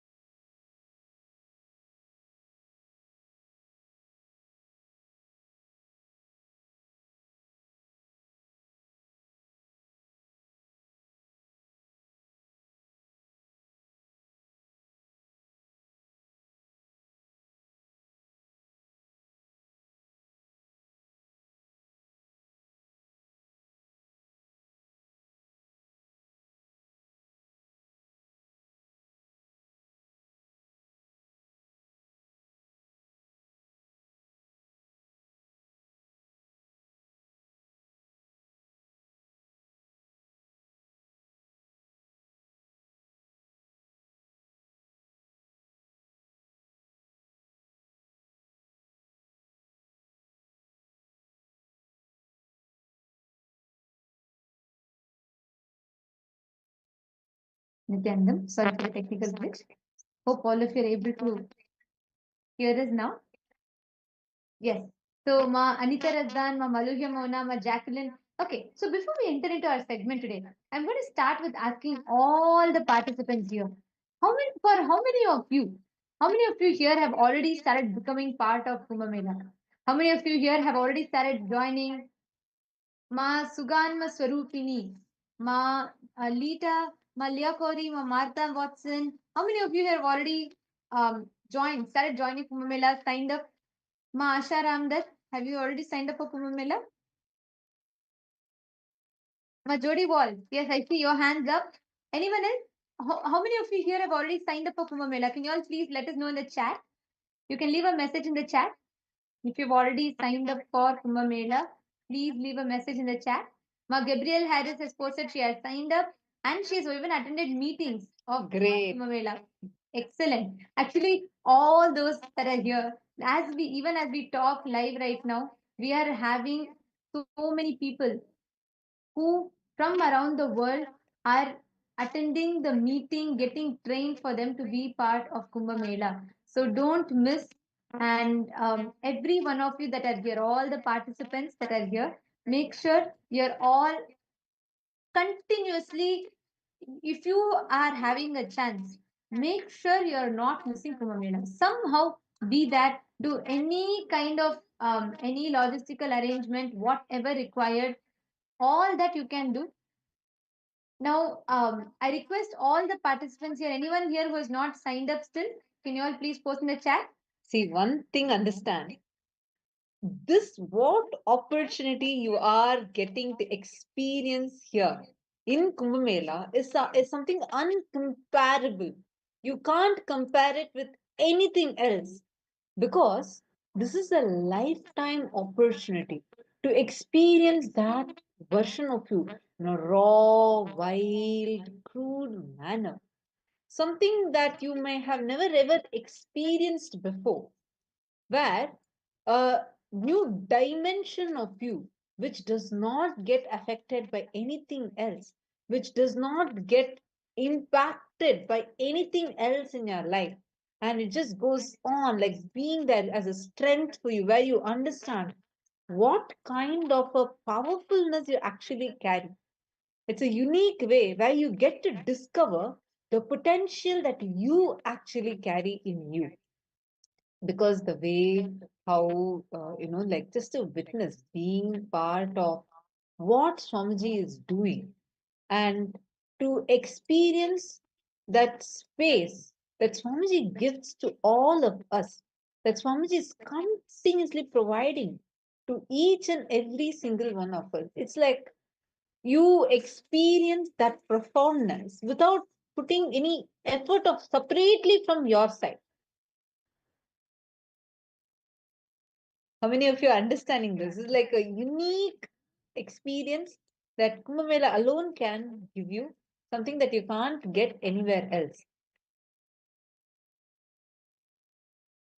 Actually, the way how Swamiji made Kumbh Mela happen, it was so profound that every single person who attended the Kumbh Mela and who experienced these shifts happening in them, they started manifesting this powerfulness, the way, like all these powerful qualities as a part of their day-to-day life, where even their business impossibilities, everything started becoming like something redundant for them. Actually, literally, if you understand how Kumbh Mela was, and if you just study it, right? Like when you see the grandeur, all of it is there. But one of the most important perspective is just understanding about how this Kumbh Mela happened, like the way how it unfolded. You will understand how you can awaken your a unique dimension of you. You will be able to see, experience, and understand it. So do not miss any one of you here. Any reason it might be you have some logistical issue, you might have any issues. Do not miss Kumbh Mela for any reason.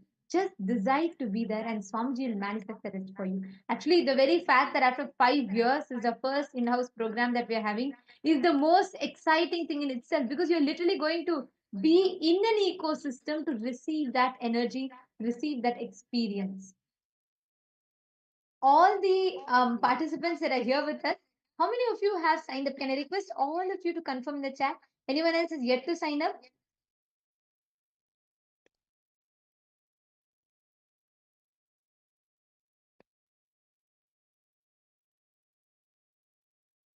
Great. I'm seeing so many people are so excited. Actually, you all should know this time for Kumbh Mela, you know what is the most special thing? First, the fact that we are hosting it in India and in LA, which has happened multiple times. This is not the first time. Swamiji has hosted it multiple. Swamiji was the first ever person to host Kumbh Mela internationally in an international country.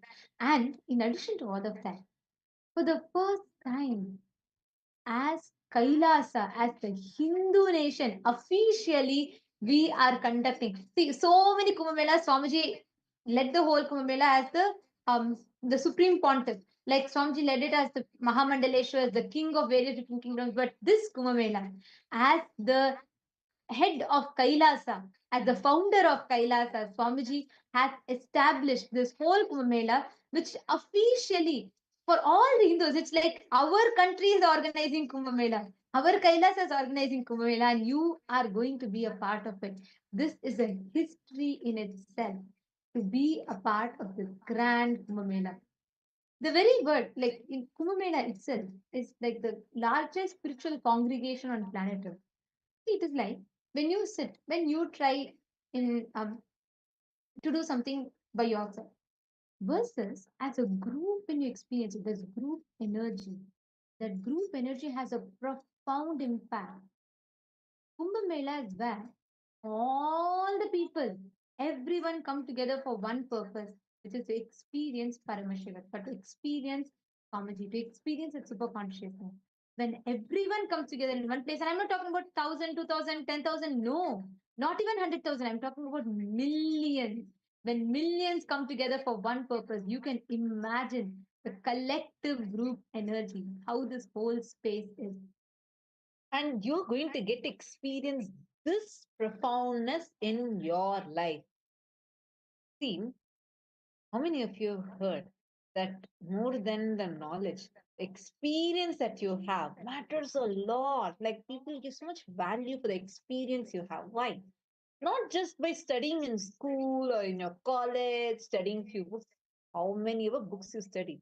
Unless you have had that experience, really you may really not have the actual competence for things. How important it is. to have the experience in your life, to build that competence in your life. Kumbh Mela provides you with that. This is the only place where you can meet the largest number of beings gathered in one single place, various cultural differences, the kind of, see, Hinduism, but Hinduism is like an ocean. It's so different. Every sect of Hinduism is so different. And all of us getting to collectively live together, be part. Actually, I just wanted to share this one thing, the tent that you're seeing behind. This Swamiji had exclusively gotten just for the Sarvanya Pita Yajaman, Sarvanya Pita Kartas, and it's a barren land.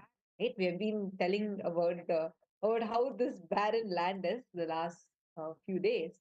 Um, so because of that, we don't really get any of these things. Like even to arrange for the bunker cots, only our uh, Kailasa Ujjain only had all these bunker cots arrangements made where people could come and actually have a proper place to lie down and be comfortable. And Swamiji said for all the Sarvanyapita Yajaman, Sarvanyapita Kartas, Swamiji wants to make sure it's like, literally they could have their own tents over there for this.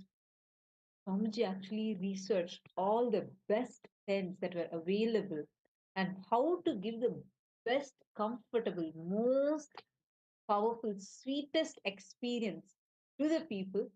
And he himself sat, micromanaged, and arranged for this. I know how many times Swamiji himself used to go, and he would physically go to the campus and to the place where they're actually putting the tents. And Swamiji, first they came back and said, "No, no, Swamiji, we don't have this uh, tents available anywhere here. Not even the cities have any of these tents available."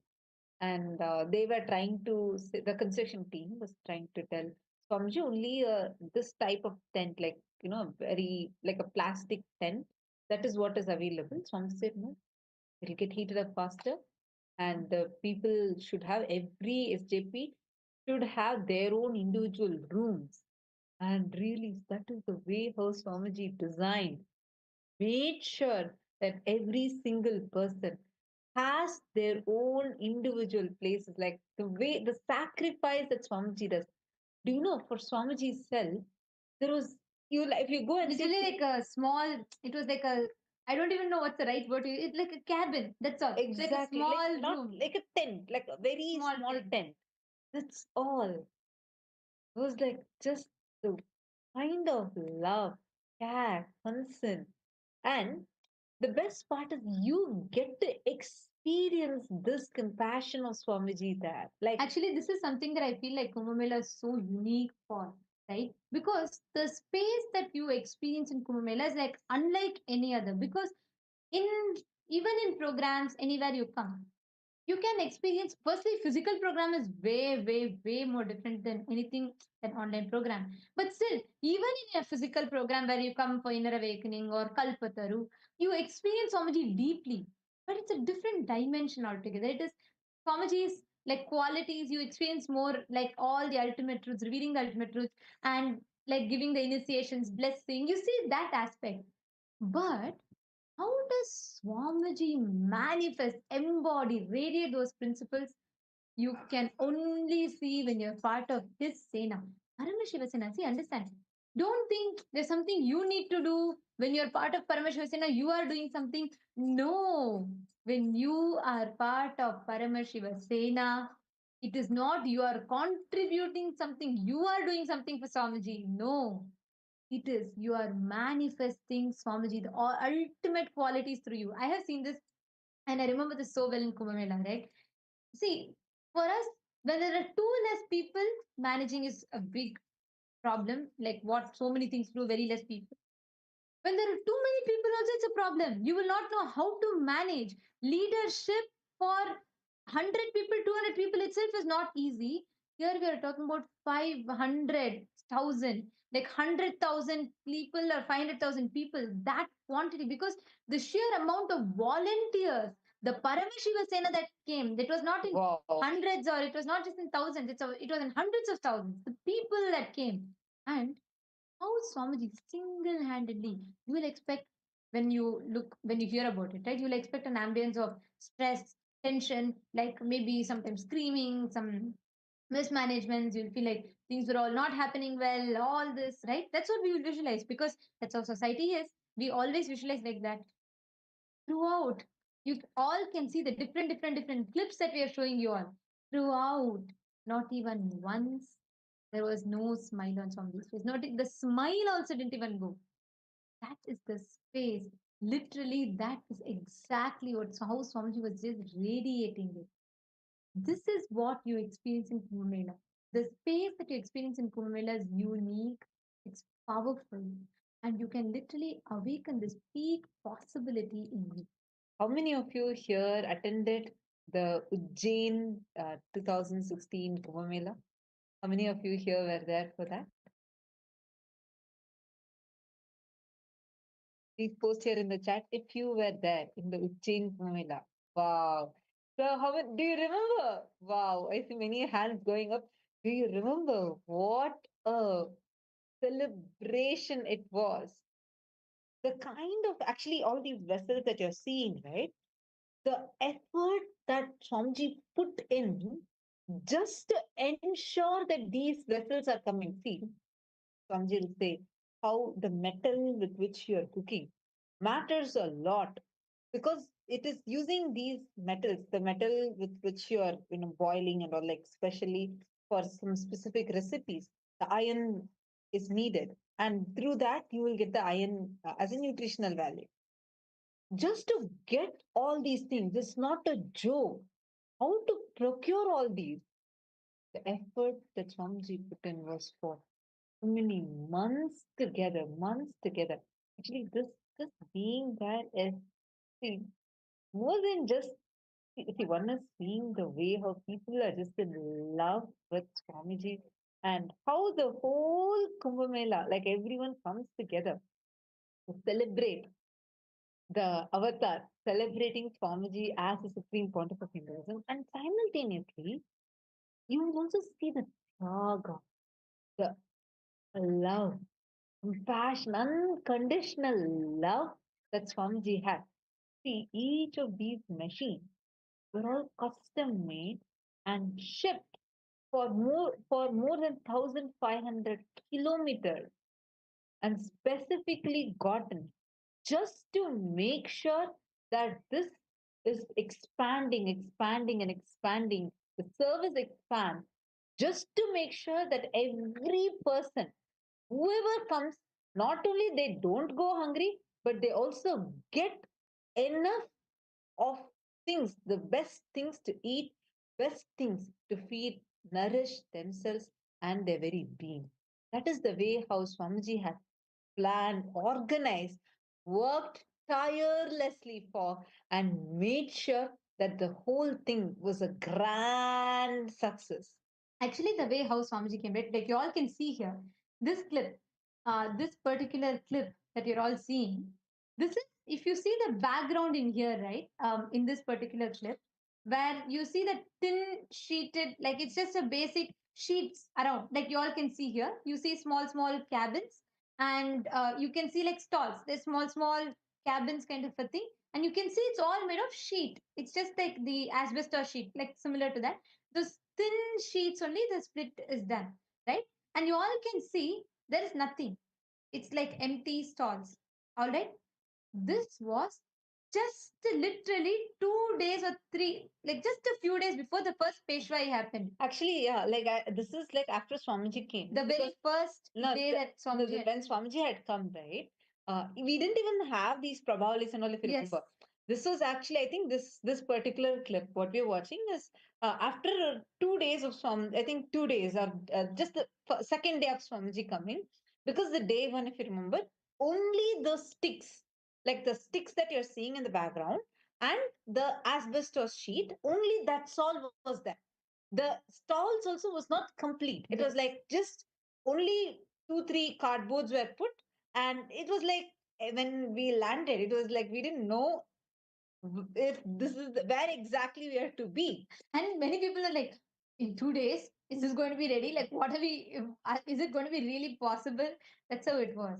And the day Swamiji came here, you all can see how Swamiji is sitting in the center. And Swamiji is like, you can see that. And it's all, everyone around Swamiji. This is a small group, only temple group of volunteers. Then, like that, each department had their own. Swamiji will go department by department. Swamiji will sit. There was literally Swamiji came after a long travel. Swamiji came and sat here. You all can see how the tractors are coming.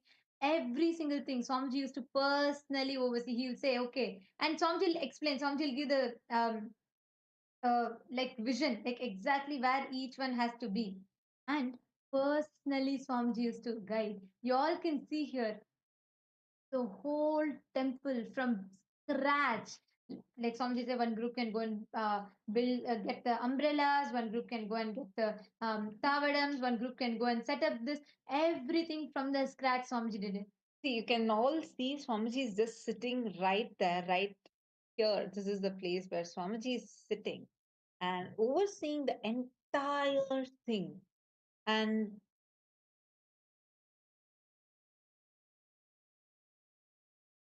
you'll actually see what was there now, like just what you are seeing.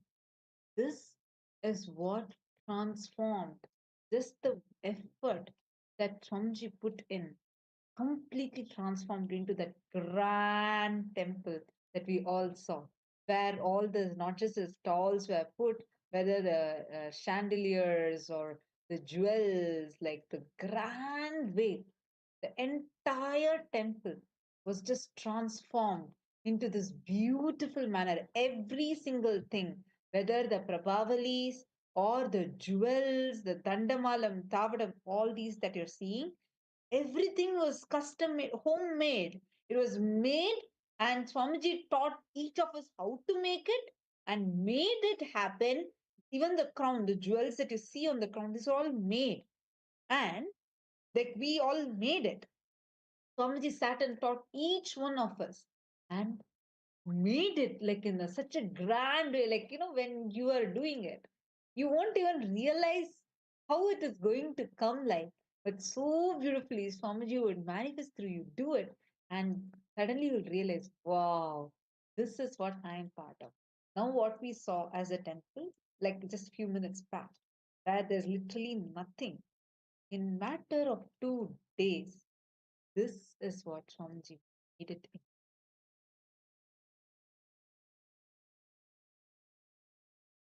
How do each of you feel? How many of you feel like this kind of a competence is what I want to build in me? How many of you here are seeing in your own life? Just see many things like this.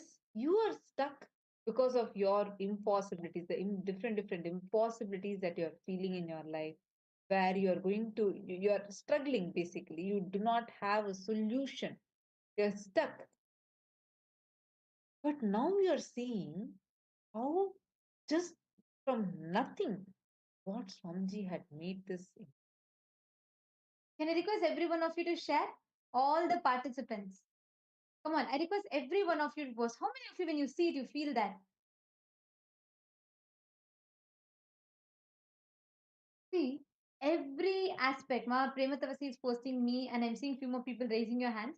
Understand every aspect. When you see in front of your eyes, when you see all these principles manifesting in reality, like you get an ecosystem where you can live, apply, and practice these signs. You can practice these principles. You will not get this space anywhere else because mostly the way how each of these functions, right? Especially in the corporate society, we are trained to think in the binary. We are trained to think, okay, this has to happen, it has to be perfect, it has to be like this, like that. Until and unless you actually apply, experience it, you will never be able to taste that dimension. And that is exactly what Kumbh Mela is for you. That's an ecosystem where you can actually apply the science. Here it is not, it does not happen by, if you see all the people that are there, It's not like the people who have mastered Hinduism, who know Hinduism. No, it was everyone, and people from different corners who have never heard about Hinduism, from all corners of the world. Still, Swamiji made it happen. And throughout the time, you can just see how there is no sign of stress. I should not even use that word, because it's not just there's no stress, there's so much of bliss, joy, activism, and life. This is life. This is the real competence you need to manifest leadership. How many of you here really experience struggles when it comes to leadership? How many of you here experience that constant, you feel like you don't have the capability, or sometimes you feel like you're not able to get what you want, you're not able to manifest what you want, you're not able to successfully lead? How many of you experience this? Can you all raise your hands?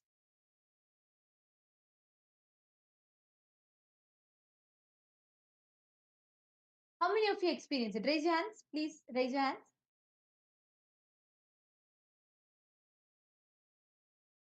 Every one of you. Yes, you all can drop your hands. Please relax. See, every one of you that want to manifest leadership, Kumbh Mela is on ground, experiencing, receiving an ecosystem where you can practice each of these absolutely, completely, like an ecosystem where you can safely practice and experience these truths as your reality. Anyone who is not yet, if you have not yet signed up for Kumbh Mela, do not miss Kumbh Mela. Please make sure you sign up and become part of Kumbh Mela. This is too special and too important. Do not miss Kumbh Mela. Come and join, become a part of this.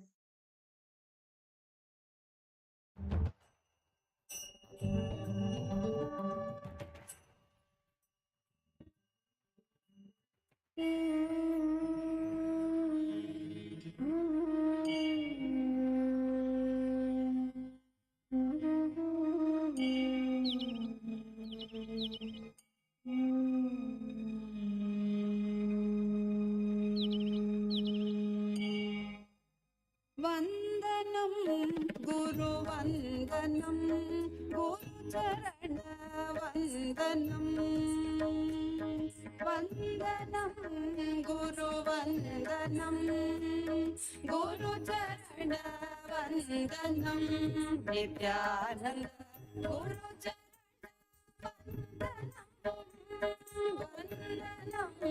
गुरुवन्दनं गुरुचरणवन्दनं Nityanand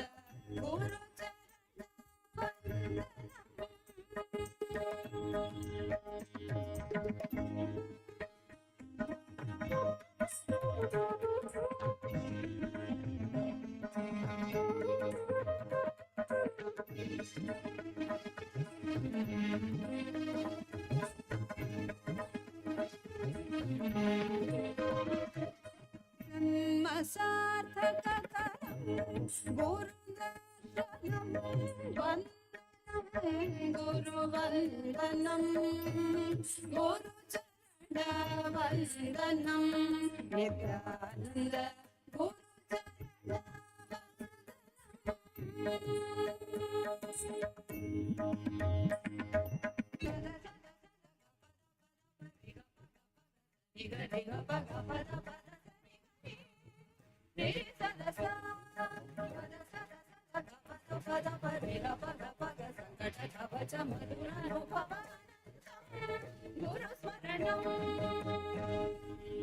Nityanand Nityanand Rupam Nityanand Rupam Nityanand Rupam Nityanand Rupam Nityanand Rupam Nityanand Rupam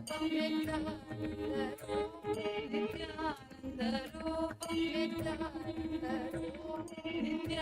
Nityanand वन्दनं गुरुवन्दनं गुरुचरणवन्दनं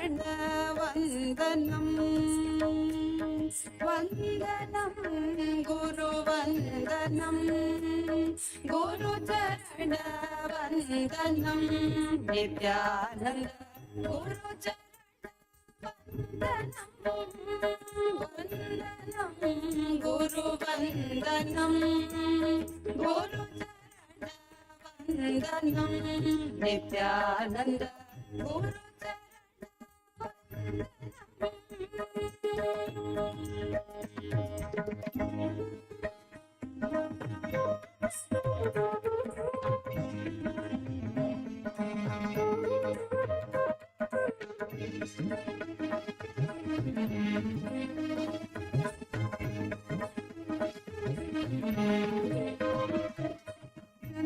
Sarthakakaram Gurudarshanam Vandanam Guru Vandanam Guru Charana Vandanam Nithyananda Guru Charana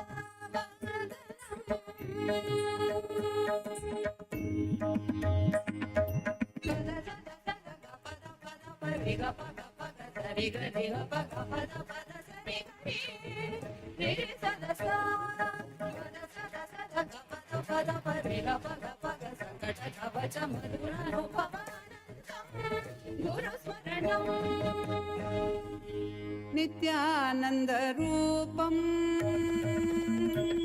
Nithyananda Rupam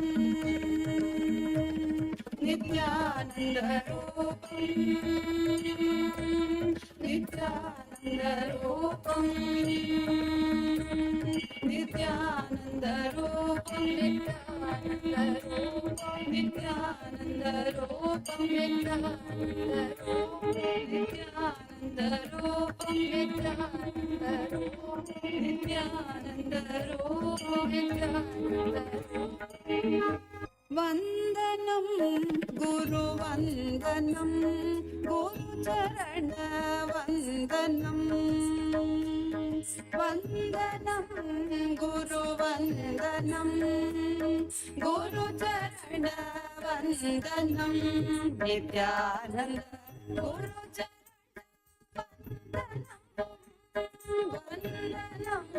Guru Vandanam Guru Charana Vandanam. Literally, being part of Kumbh Mela, see, nothing can equate you to experience that Kumbh Mela, being that space of Kumbhapuri. Like Kumbhapuri is the space where this whole thing happens. See, when you experience, when you are part of this grandeur, when you witness the grand narrative of Hinduism in front of you, you will experience, you will see how that beautifully manifests, as you can literally taste that joy, taste the essence of Hinduism. Each time you will be able to experience it personally, and you'll be able to apply it in your daily life. How many of you here really have a strong will, like an intention saying, somehow I want to be in this Kumbh Mela?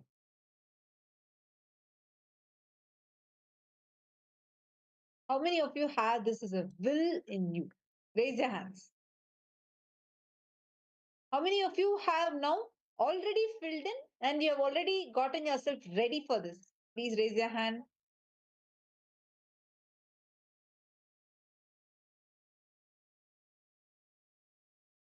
Great. So many of you have filled.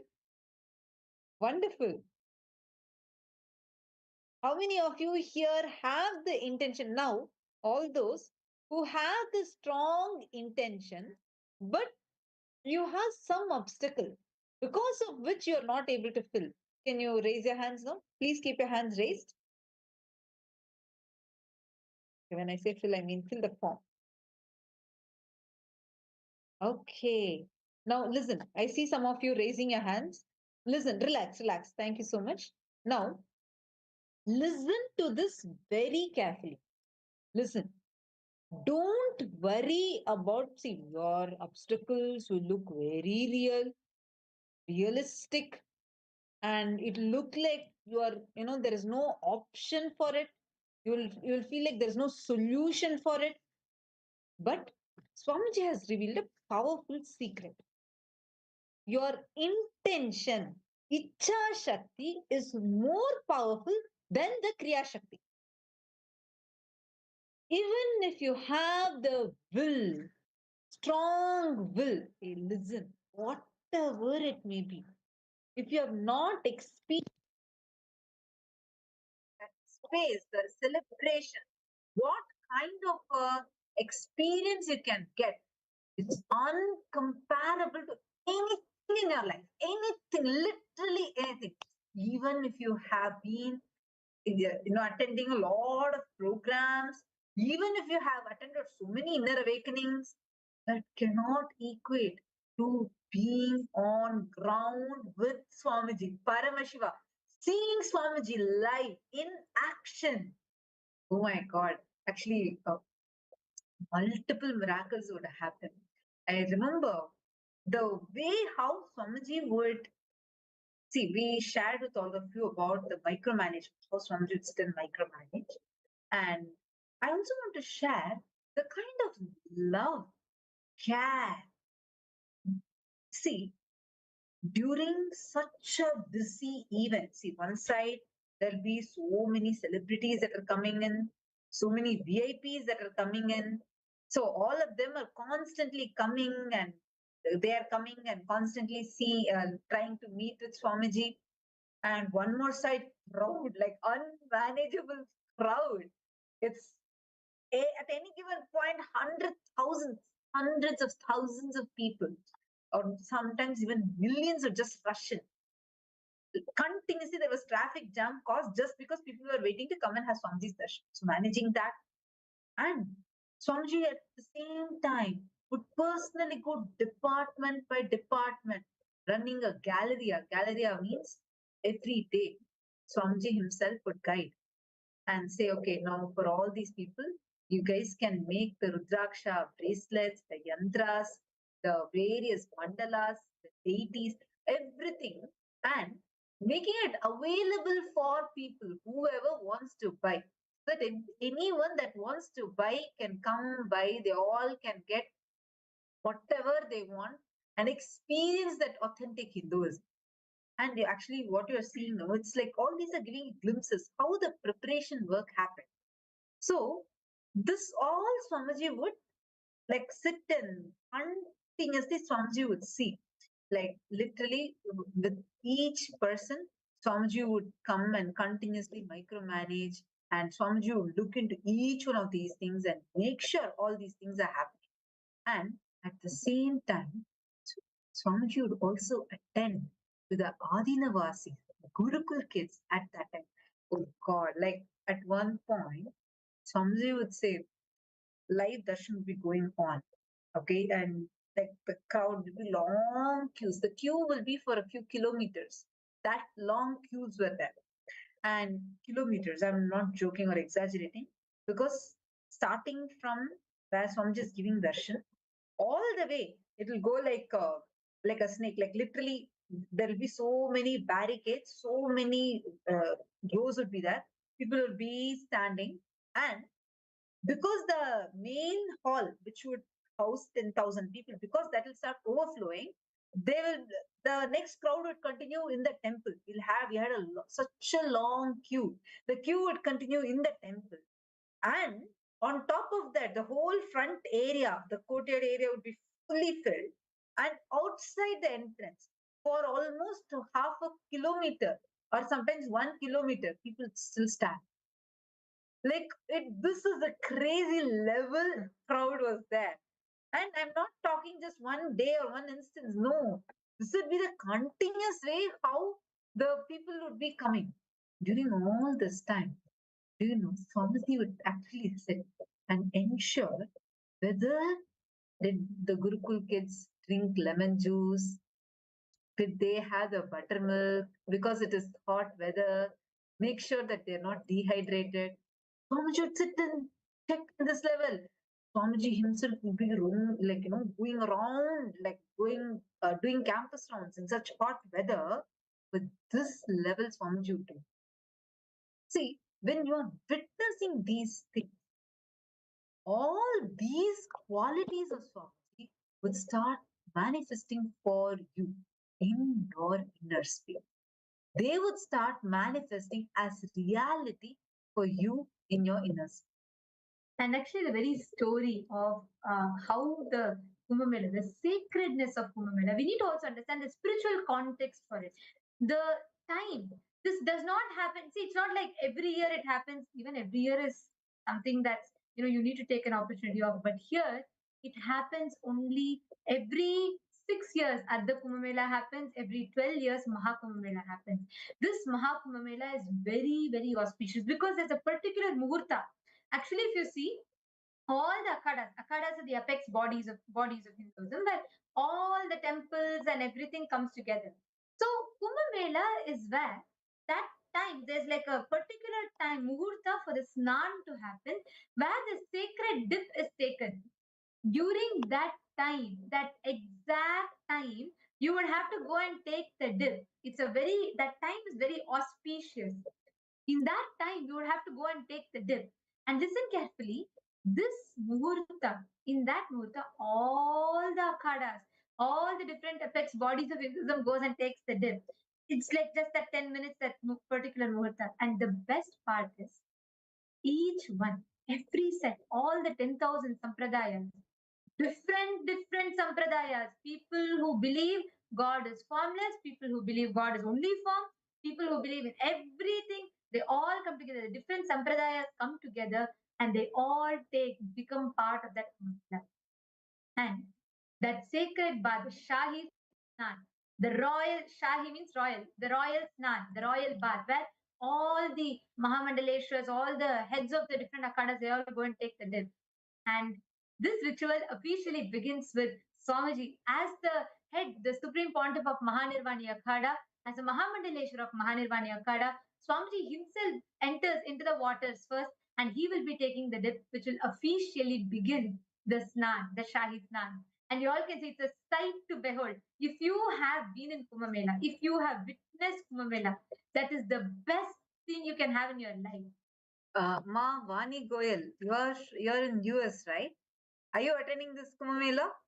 Have you signed up? Ma Vani Goyal, have you already signed up for Kumbh Mela? Come on, this is a chance that you should not miss.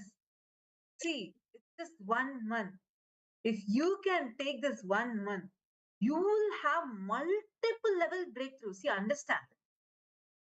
Like any of you here, if you have a problem, let's say with relationships, you feel like there are some people in your life whom you really love or something you really want, but you're not able to manifest it. You're not able to handle that relationship, or you're constantly experiencing failures in relation.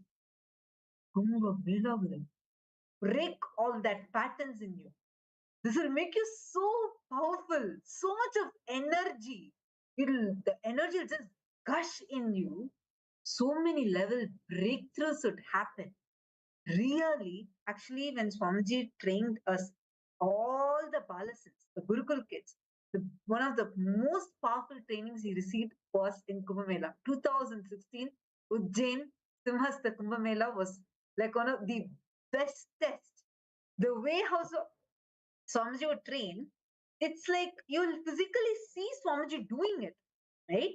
So because Swamiji is doing it continuously, you will just start, your biomemory will start catching it.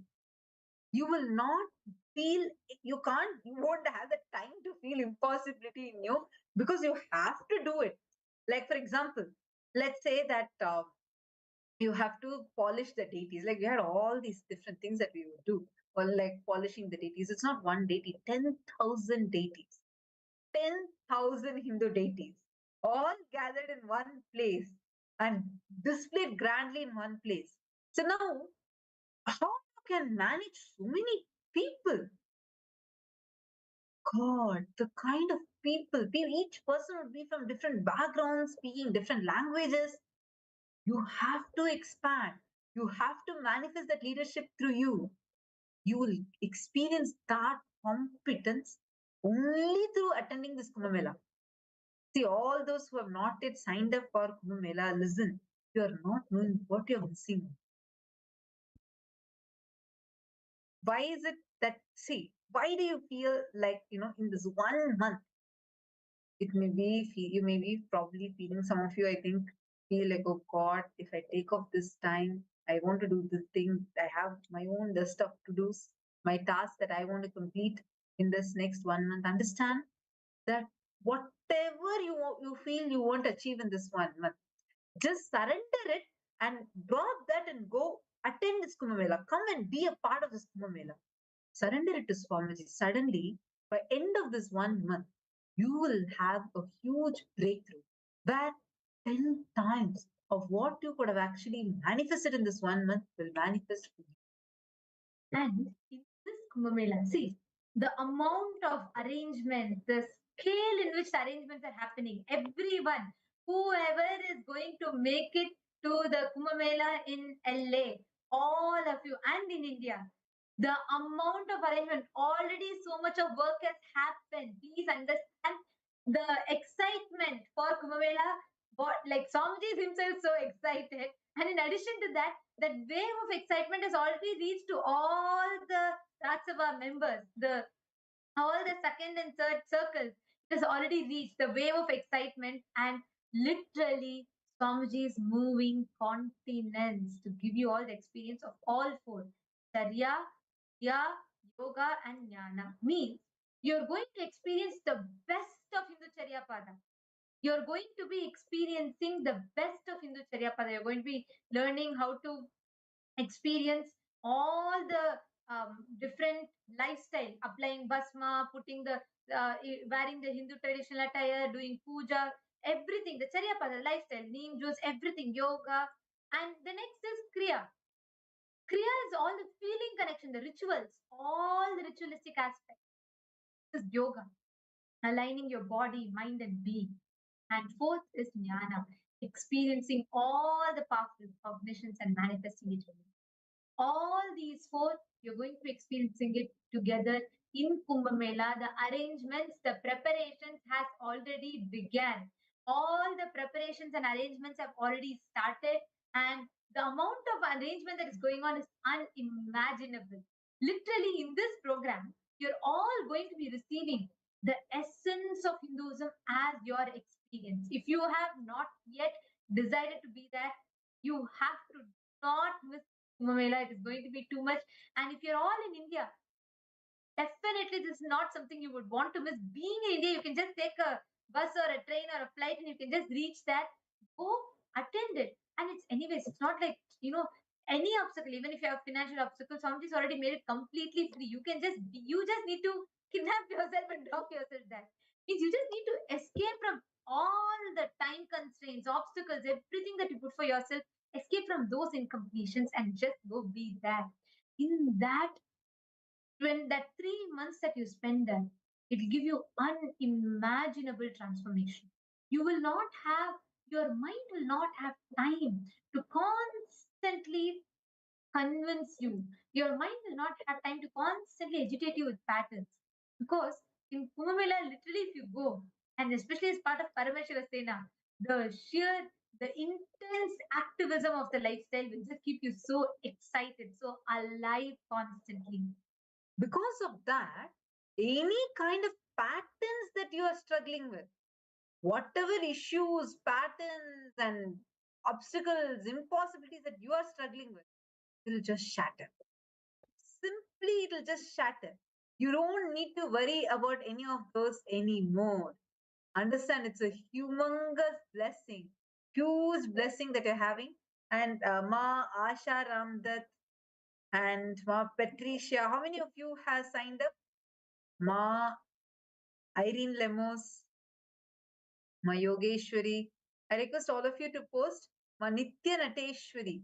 Can I request you all to share here how many of you have already signed up to be part of the Kumbh Mela? Please post it here. I see more of you joining.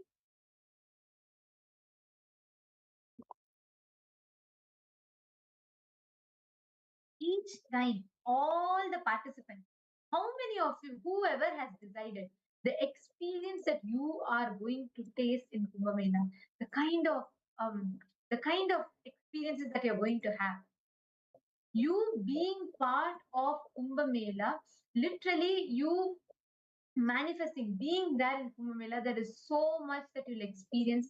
There is so much that Swamiji will be showering you as a blessing.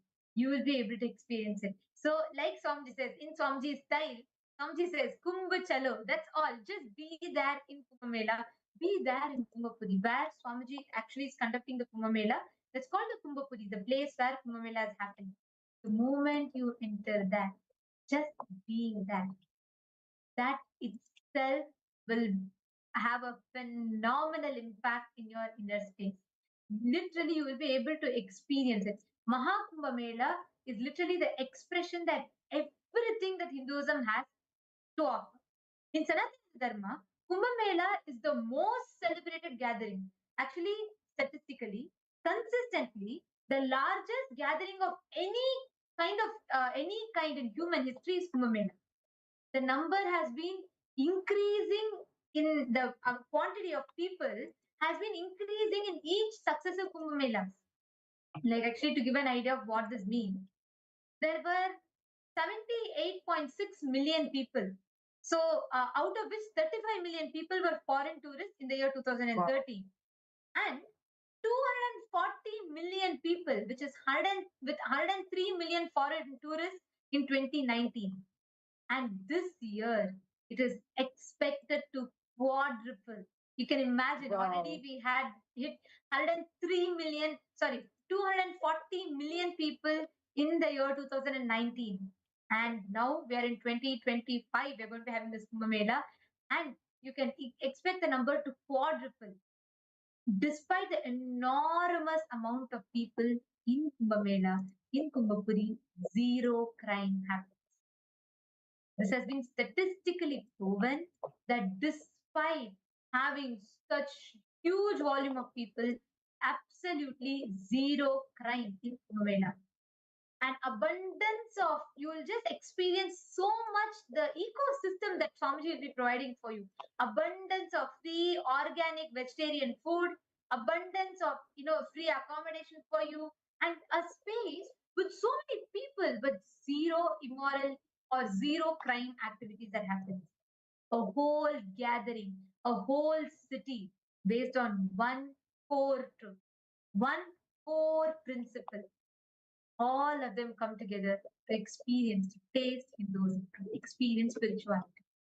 It's like the 200, we are talking about not tens, hundreds of thousands, we are talking about millions, hundreds of millions of people, and all of them together for one purpose, to experience, to taste Hinduism, to experience its spirituality.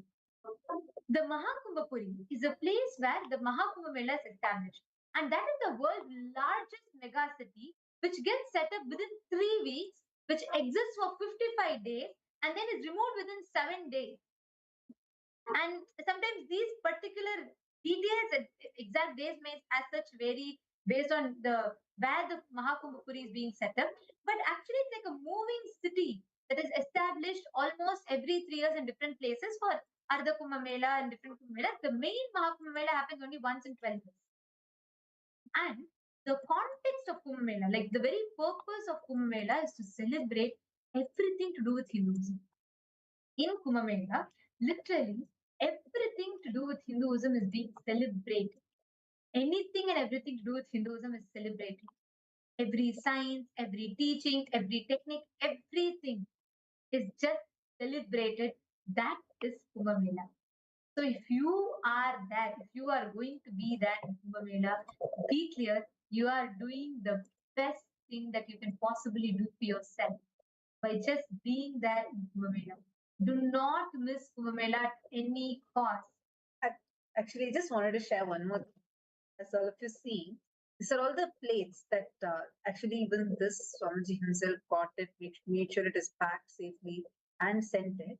And Swamiji would know the count of plates, like how many thousands, literally. Swamiji would know. Clearly, Swamiji would tell, okay, this here, in this kitchen, this much is there. See, if you are in one department, even if you're in one department, telling like this is like almost impossible for us. The Swamiji would be able to precisely tell that would be the level of involvement or micromanagement, love, care. I don't know which word, because any word I put doesn't feel adequate to describe what Swamiji was doing and what Swamiji was transmitting to all of us.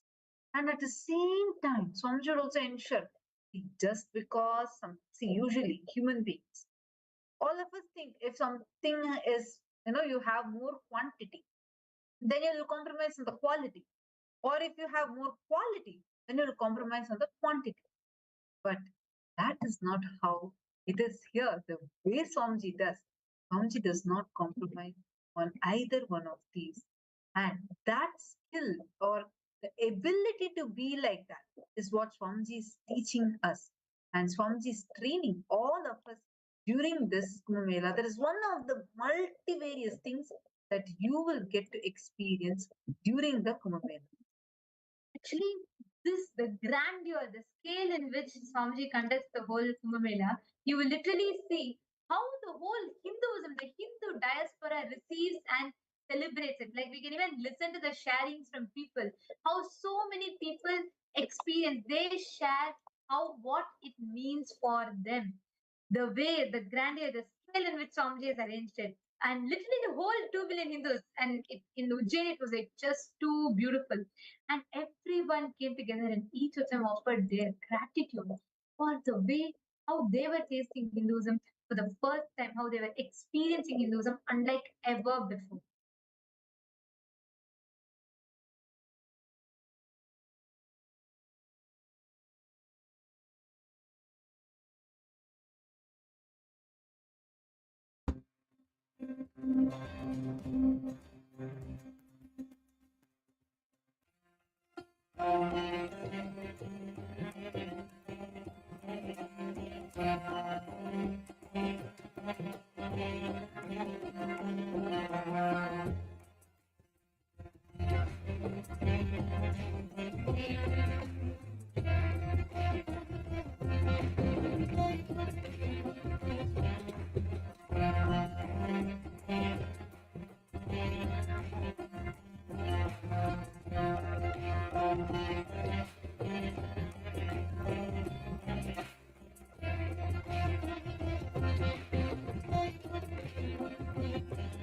Nithyananda, today is April 30th, and I think today is the sixth day in a row. Swamiji is giving these mega darshans, mega energy darshans at Ujjain. The entire Ujjain, the whole Ujjain and Indore, Swamiji has become household name. Everybody in Ujjain, everybody in Indore, they know Swamiji. If you see the people, the way they are coming from far and wide, coming from various places in Madhya Pradesh, coming from Bhopal, Indore, and about maybe 100 to 200 kilometers radius, they are coming here to meet Swamiji and have these beautiful darshans. These darshans are going till 1:32 in the morning. So many thousands and thousands of people are coming to have this beautiful glimpse and have one touch by Swamiji. बहुत अच्छा लगा साक्षात स्वर्ग के दर्शन होने परमेश्वर की कृपा है कि एक उज्जैन एक स्वर्ग जैसा दिख रहा है और यहाँ इतने बड़े बड़े महापुरुषों के दर्शन हुए इससे बड़ी बात और क्या हो सकती है धन्य हो गए हम कैसा था स्वामी जी का पेशवा? बहुत अच्छा था सबसे ज्यादा और सबसे बड़ी खुशी की बात कि फॉरेन के बहुत थे एक खुशी की बात वो इनसे जुड़े इससे बड़ी बात और क्या हो सकती है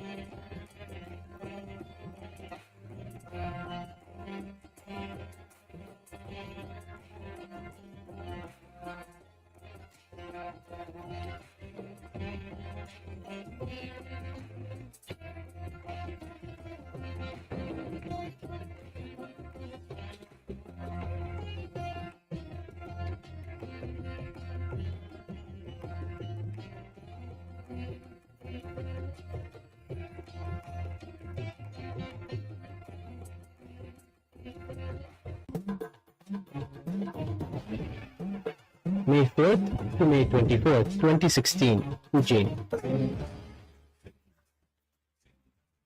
Don't miss Kumbh Mela.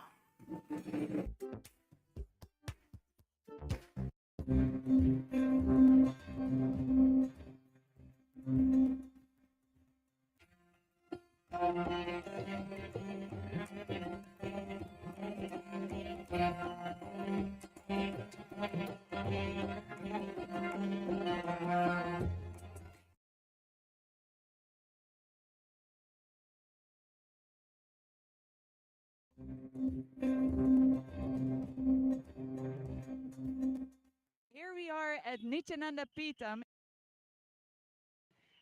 the largest residential camp in the whole festival. It is 7-acre plot and over 400,000 square feet built up.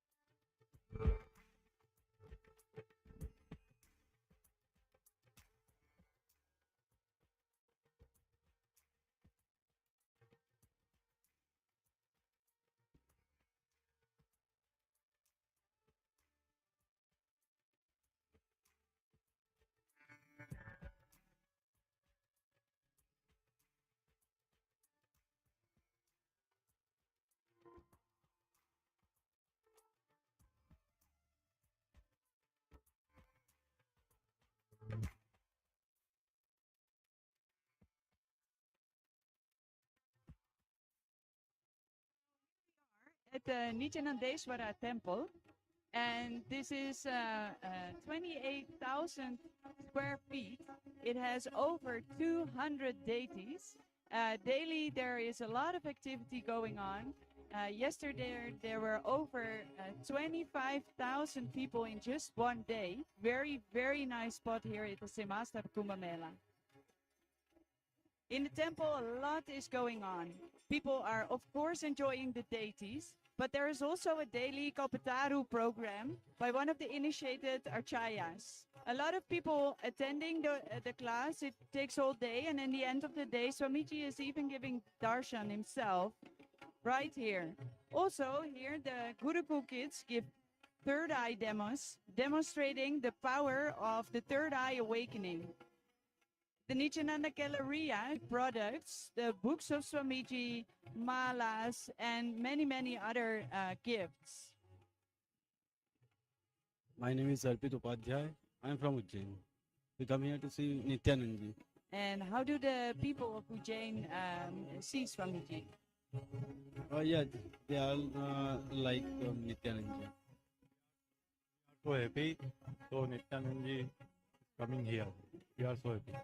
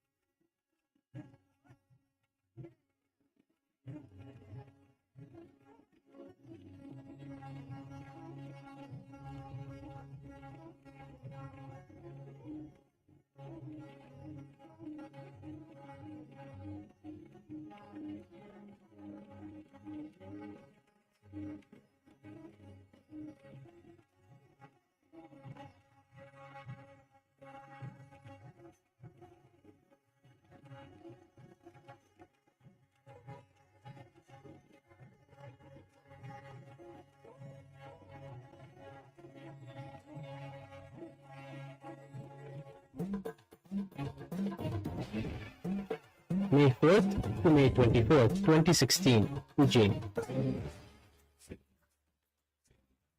Don't miss Kumbh Mela.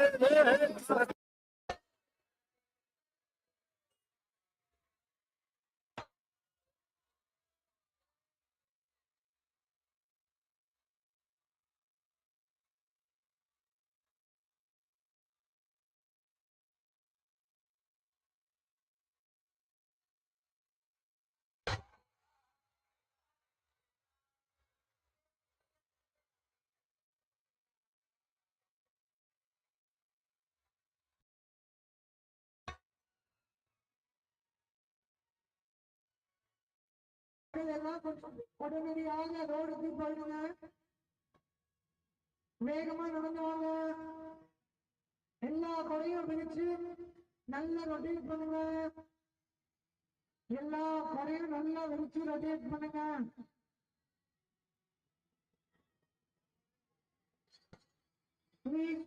எல்லா குறையும் கொடியும் நல்லா ப்ராப்பரா பிடிங்க. All the umbrellas to be open. Annamalai show.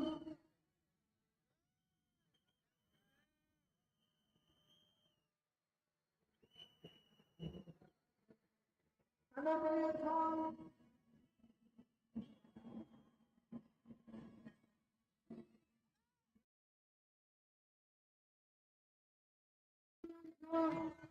Annamalai show.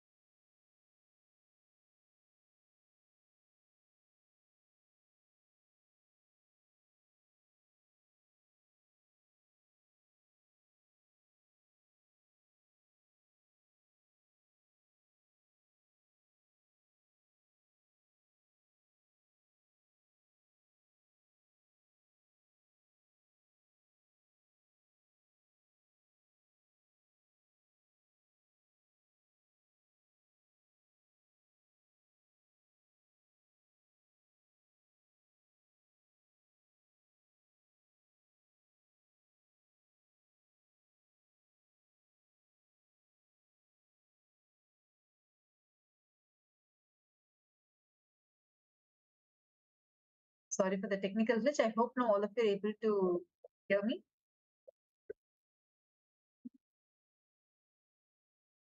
Sorry for that. We will now, we were just sharing all of you how the people that you're seeing here will all gather to have just that one glimpse of God. Literally, in this entire what anything, all the traditions, anything you know about Hinduism, you will find it in Kumbh Mela. All the scripture, teaching, and literally what Swamiji did is he reinvented Hindus back to Hinduism. Do you see the volume of people here? You know, so many people in the channel used to say, anywhere we see Puri, we only see Nithyananda Puja. We see the flag of Swamiji that is flying high. Literally, that was the thing. You all can see here. Anywhere you turn your head around, you will find people because the volume in which people are getting inspired. Hindus, see, understand. You can attend many Hindus. Kumbh Mela is the largest congregation, so naturally there are only so many Hindus that are coming there. But every other that every other place that Hindus could see, there was no one to give them the right context and empower them.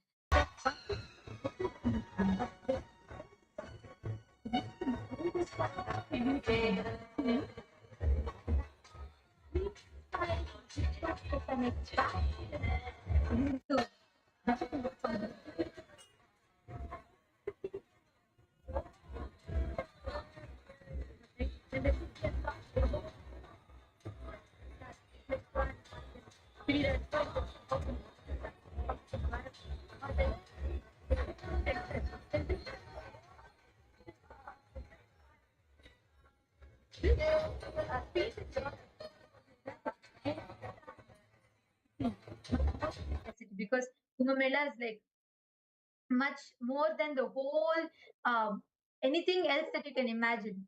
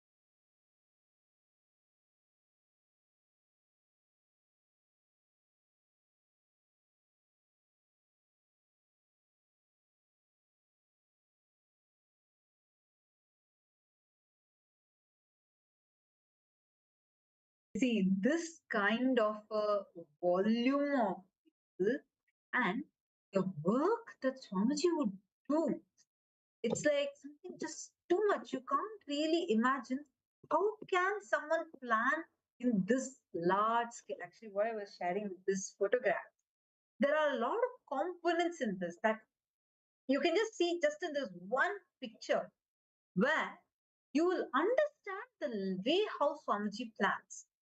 This is a small, see, the Kailasa Ujjain had multiple different components, whether it is the continuous Annamandir. Understand in Annamandir, the kitchen stuff, the fire did not turn off for the full 2.5-3 months.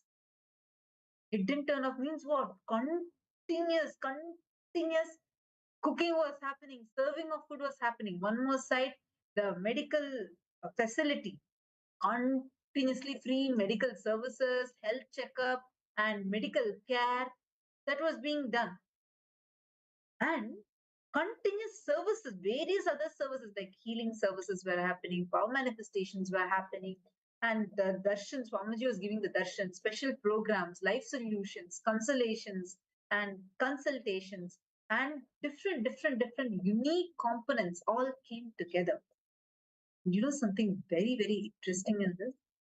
During this whole time, the way how, like you can see, the kind of planning and micromanagement Swamiji would do is like too amazing. While so many things are happening and the temple is running, Swamiji had micromanaged the extent. You can just see in this one picture whether the barricade, how the barricades have to be placed and how lights, speakers have to be placed, in what distance it has to be placed so that no one misses any announcement and no one has to even walk a few extra steps to hear, and continuously they're all listening to the devotional kirtans and being in that high space. And if you observe here, whether the traditional kodai means the traditional umbrellas, the umbrellas themselves, the umbrellas that you notice, the umbrellas themselves, and the dombai means the hangings that you're seeing on top. or the Thoranams, the one that you see on the stall, each of these that are there, all these are traditional decoration items in Hinduism. And these have a spiritual significance too. You will not see any kind of a Western decoration piece or anything like that. Completely traditional and most grandest way. Swamiji would plan for all these things. Simultaneously, Swamiji would micromanage to the extent whether in the ground, the carpet is it taped, has the ground been completely swept, clean, so that anyone that is walking, they're all able to walk comfortably. No sand is able to get into the carpet. My God. And even the boards that is, these are all different stalls that were placed only representing the major Kailasas, not all Kailasas, just the major Kailasas. This itself was a few hundreds in number. And for each one of these major Kailasas, there were especially the major temples of Kailasas, the photograph that is there, and what service will be provided in each of these places, and the deities, what jewel the deity is wearing, what dress the deity is wearing, everything, end to end, subjecting. And like I still remember one thing where the hall had like the main program hall. It used to consistently have like easily about 100,000 people who were attending the program itself. So for them, like they had a huge LED screen set up. In addition to Swamiji, and I think the back of the Swamiji will say nobody should miss, like they should not feel like they're not able to see anything. So there used to be like multiple screens for them to see. And for temple, it's a different set. It's constantly moving. The crowd is not a stagnant crowd. It's moving. Throughout the day, people queue up for darshan and they finish one after the other, one after the other. They go through the temple, right? So Swamiji said, even that few minutes people have to wait, people should not miss something. Like they should not feel like they wanted to see something they could not see clearly. So because that LED screen, there was no place to set it because everywhere there were people. Swamiji got like huge the TV screen monitors and every few pillars. We used to have those pillars, right? Swamiji said, no, tie it up to those pillars. That pillars are free. Tie it up in those pillars so people will have continuously, they'll be seeing, they will know what to expect further. And so the main Mahakalesha darshan used to happen, and when Swamiji comes and gives darshan in temple, the darshan used to be projected then. That is the way that Swamiji cares. And you can see it is this love of Swamiji's, it is this hard work, dedication that has come back, has returned as this phenomenal wave, volume of love and devotion to Swamiji. The responsibility that Swamiji has taken upon himself for Hinduism, for the Hindus. It is the gratitude of the 2 billion Hindus that is showcased through these clips that you all can see, how they have all gathered to receive Swamiji, to catch a glimpse, to just express their devotion, their love to Swamiji. Whether the kind of preparations that had happened for this, the amount of effort, hard work that went in for each of these. See, this wall became the temple that we are seeing. Oh my God, in a matter of few days. Swamiji himself would be there, personally micromanaging. This hall, like an empty hall, you can see it's just a plain barren ground on which first the net, like a netted cloth is put, on top of which mattresses are placed, carpet is put, mattresses are placed, pillows are placed end to end. You'll actually see first they'll roll the mattress, then Swamiji actually would come. He himself would test. And like anywhere, wherever the ground is not even, Swamiji would make sure the ground is getting even. My God, like, can you imagine? See, this is not the temple area. What you're seeing here is the main hall, the programs hall, where the participants had come for the program. There was one main Shuddhadvaitam program happening, one more temple functioning, Gurukul, the Annamandir, and Sacred Arts, Galleria. I'm just telling some few of the multiple departments that would function simultaneously. And the most amazing thing is, you take care of everything. Like, how did Swamiji do it? Exactly. Like every department will feel like it's just so upgraded. alive. Every day, breakthroughs after breakthroughs. And you go ask everyone will say, no, Swamiji is spending the most time here only. He's micromanaging to the level where he's seeing our Excel sheets, spreadsheets.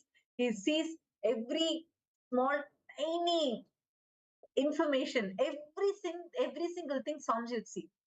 Around 5,000 years ago, at the end of Mahabharat War, the ancient enlightened Hindu civilization consisted of 10,000 Hindu traditions, or sampradayas, that existed in 56 Hindu nations